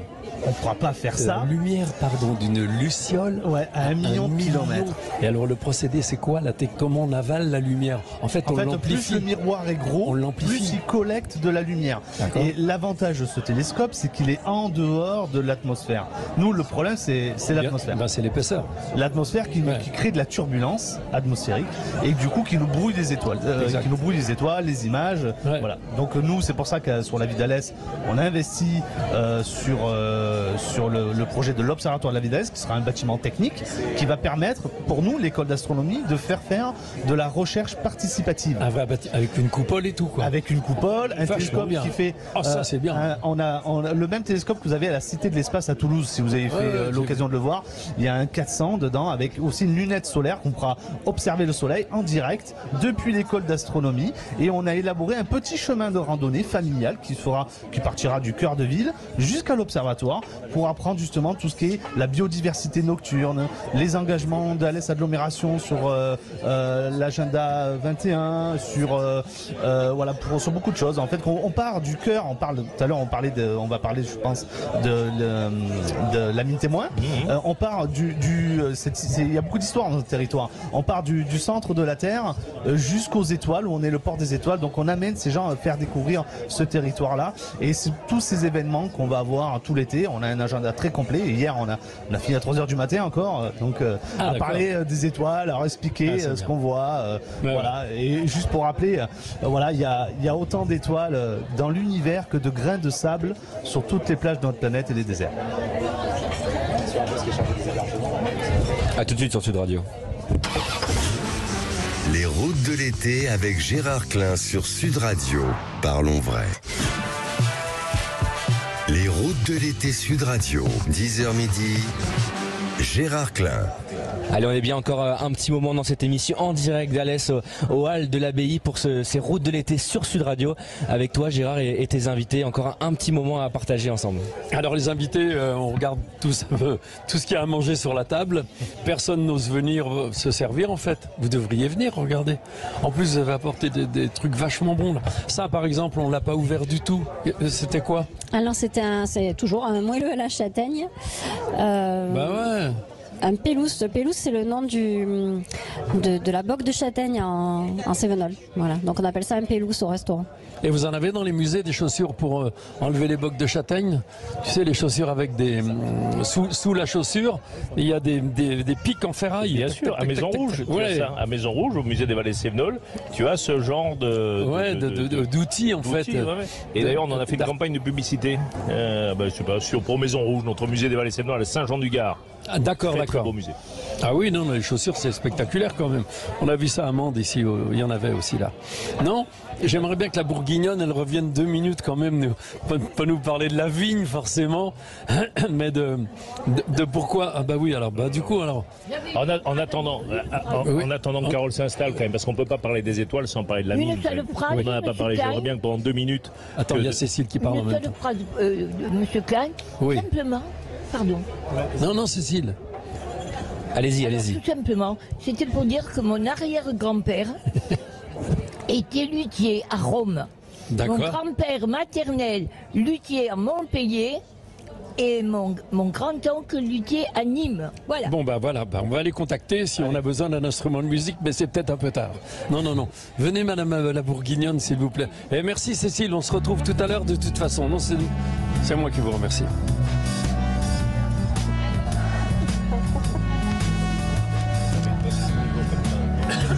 Carole Isa, conservatrice du musée d'Alès. Du musée d'Alès, donc je parlais des chaussures pour les bogues, tu sais, pour enlever les chaussures, mais il n'y a pas que ça. Dans les musées dont vous vous occupez, madame la Bourguignonne, qu'est-ce qui vous plaît? Bourguignonne, Cévenol quand même maintenant. Ouais, Cévenol, bon d'accord. Ses enfants sont nés ici. Alors, bon, ça va là. C'est pas évident. Cévenol, pur sou. Je vais vous dire, quand je suis arrivée, on m'a dit, pour vous, ça va être difficile. Parce que premièrement, vous êtes jeune. Ensuite, vous êtes une femme. Et en plus, vous n'êtes pas Cévenol. Et là, je me suis dit, waouh, chaud. Et 12 ans après, et du coup, des fois je le dis, vous savez, mon compagnon est Cévenol et mes 2 enfants sont nés à la maternité d'Alès. Ça fait quand même de moi une Cévenol. On m'a dit non, faut 3 générations. Si. Wow. Mais si le président dit que c'est bon, alors merci. Je vous baptise. C'est bon, t'as le tampon là. Ah non, mais je connais ça. De toute façon, c'est très difficile de devenir bourguignon si on n'est pas bourguignon, ou Cévenol si on n'est pas Cévenol. Mais bon, on vit comme ça. Hein. Il y a aussi des gens qu'on appelle les Parisiens. Alors ça doit être un drôle. C'est encore plus dur. Ah ouais, c'est pire ça. Les Parisiens. Et alors, moi, mon grand-père était titi parisien. Alors, le pire, c'est les parigots. Alors, les parigots, ils disaient les parigots. Et il était parisien, il était d'où? Du 13e, Kremlin-Bicêtre et dans le 13e, Porte d'Italie. Et qu'est-ce qu'il faisait? Il faisait la Chine. Non. Si, derrière son petit âne. Mais je vais pas vous raconter les histoires de mon grand-père, on va parler plutôt des musées, non? Non, mais le grand-père c'est vachement intéressant. Moi, les grands-parents, moi j'ai passé ma jeunesse sur les décharges avec mon père, donc il faisait ça le grand-père. Ouais. Autrefois il y avait des décharges, ça veut dire que c'était un endroit dans la campagne où on balançait. Ouais, puis après il était ferrailleur. Voilà. Ah, mais c'est bien, mais les parents de ma femme... on a plein de points communs. Non, on a plein de points communs. Les parents de ma femme, ils étaient chiffonniers. Ouais, Chiffonniers, quand ils se sont installés en banlieue parisienne dans une maison, les voisins, ils ont mis des tessons de bouteilles sur les murs en disant, ouais, non, c'est vrai. En fait, c'était des chiffons d'essuyage et à l'époque, les gens, vous connaissez ça, il y avait des bifins, on appelait ça des bifins. Donc les mecs, ils avaient une voiture d'enfant, des litrons dans la voiture d'enfant et ils récupéraient des bouts de cuivre, des bouts d'aluminium, des machins qu'ils allaient revendre et des chiffons, des chemises. Donc le père Vallon, il prenait les chemises, il les lavait, séchait, il y avait des femmes qui enlevaient les boutons. C'était du linge pour s'essuyer les mains, des tissus d'essuyage, du coton, des choses comme ça. Et alors le grand-père, racontez-moi le grand-père, il faisait quoi d'autre? Comment il s'appelait? Lucien. C'est chouette, je n'avais pas pensé qu'on rendrait hommage à mon grand-père ce matin. Mais c'est vachement important. Non, mais alors par contre, non, ce que je voudrais dire parce que vous parlez chiffon, moi j'aimerais parler de la soie. Parce que elle est bonne, elle est balèze. Elle est très très bonne. Ah ouais, elle va ramener la couverture. C'est pour ça que je tiens à la garder. Vous êtes bons tous les deux. Hein. Moi, donc, je vais vous laisser la soie, en fait, Maison Rouge s'est installée dans une... Tu savais qui c'est qui voulait nous la piquer. Je le dirais hors antenne. Donc elle est restée ici, c'est un honneur pour nous. Et je t'en parlerai. D'accord, elle est convoitée. Ah ouais. Très très loin à l'étranger. Non, ouais. Si. On en parle après? Ouais, en dehors de l'antenne parce que je veux pas qu'ils nous entendent. Alors? Du coup, la soie, ancienne filature de soie.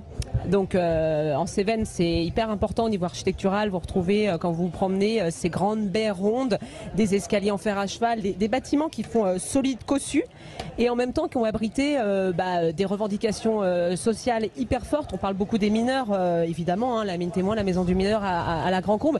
Mais il faut savoir que dans le textile, il y a eu aussi des combats d'avant-garde qui se sont menés avec des grèves au début du XXe siècle hyper importantes. Quand on lit les règlements qu'il y avait pour les filatures, les fileuses qui travaillaient 10-12 heures par jour, les enfants à partir de 8 ans, qu'elles n'avaient pas le droit de sortir le soir après telle heure, qu'il fallait qu'elles allaient à la messe tous les dimanches. Enfin, c'était hyper contraignant et en même temps, il y avait cette solidarité dont on a parlé tout à l'heure et c'était très émouvant quand on a ouvert, je pense que M. Rivin, que vous vous en rappelez, en 2017 Maison Rouge, il y avait une ancienne fileuse qui était là, une dame, une consoeur de Cécile qui avait 80-85 ans et qui disait mais vous savez moi j'étais fileuse ici. Elle avait les larmes aux yeux et nous aussi parce que c'était beau, nous on ouvrait un musée.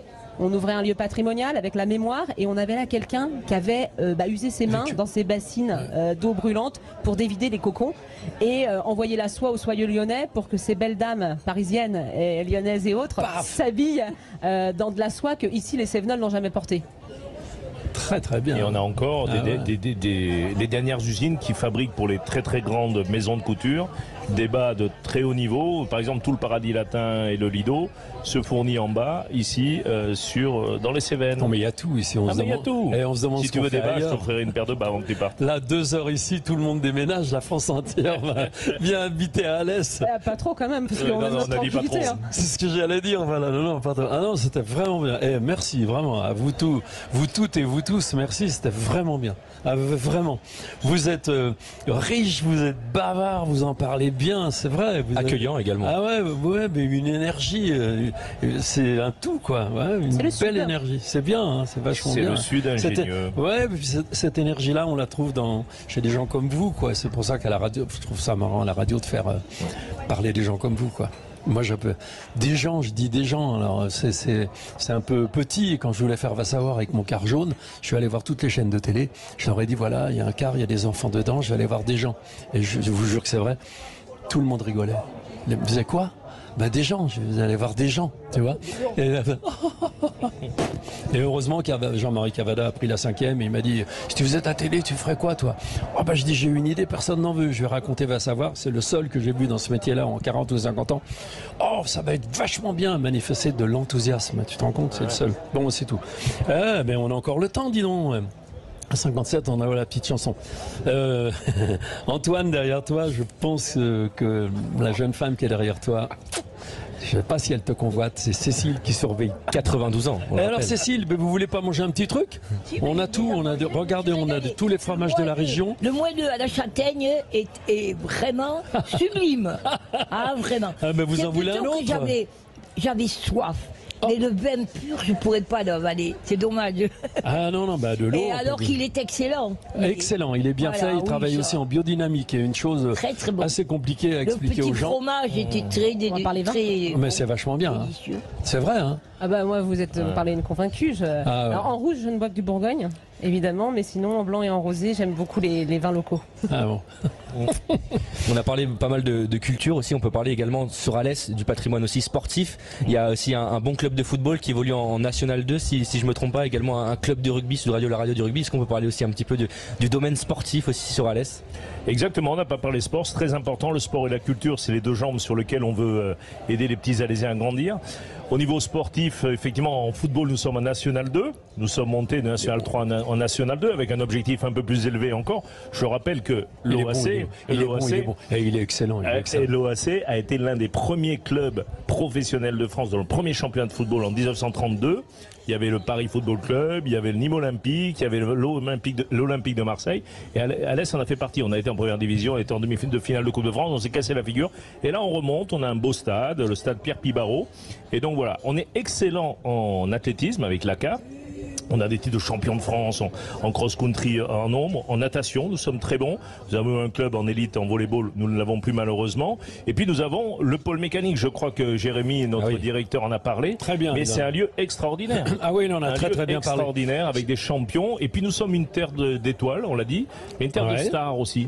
Et nous sommes très fiers aussi de toutes les stars locales. On pense aux sœurs Lamy, qui sont à Alès aussi, Alexandra et Audrey Lamy, à Lionel Astier. Lionel Astier, qui est d'ici, il aurait pu passer aujourd'hui parce qu'il est très souvent au marché, l'ami Lionel Astier qui est un... Et puis on a beaucoup de stars qui sont venus, je peux pas citer les noms, mais s'installer. Et Gérard Klein, a priori, a une maison en Cévennes, ou du moins va avoir une maison en Cévennes. J'aimerais bien. Il y a des territoires magnifiques, c'est vraiment. Non, mais ici c'est une terre où on peut vivre un peu caché, pour vivre caché, mais merci accueillant. Se promener déjà ici, c'est magnifique, vraiment. Il nous reste 30 secondes. Non, il nous reste même pas 30 secondes. Je vous remercie, mais vraiment, et merci infiniment à tous. Tout ce qu'il y a à manger, Antoine, on l'emporte. Ah ouais, on va se régaler. Ah bah ouais, lui il mange beaucoup. Hein. Moi aussi. Bon alors à demain. Merci, vraiment. Merci la grande. On peut applaudir. Oh non, c'est vous qu'il faut applaudir. Pose le micro. Allez, à demain.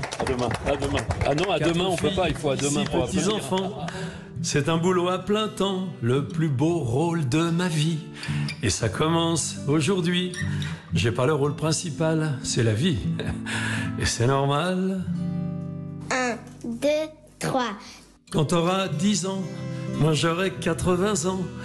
Quand t'auras 20 ans, j'aurai 90 ans. Et pour fêter tes 30 ans, je t'offrirai mes 100 ans en chantant. Pas facile d'avoir 2 vies, il me faudrait 1 siècle et demi pour connaître ton mari, tes enfants et tes amis, pour que ta grand-mère adorée leur raconte mes 68. Notre histoire a commencé là, et puis j'ai fait du cinéma, de la radio, de la télé, mais on s'est jamais quitté.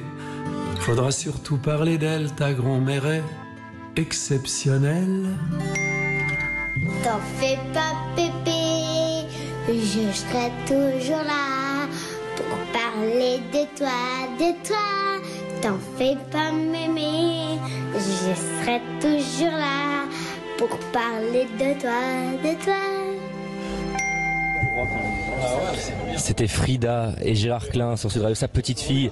C'est la petite musique de fin pour conclure cette émission. C'est 2 heures qu'on a passé ensemble sur Sud Radio.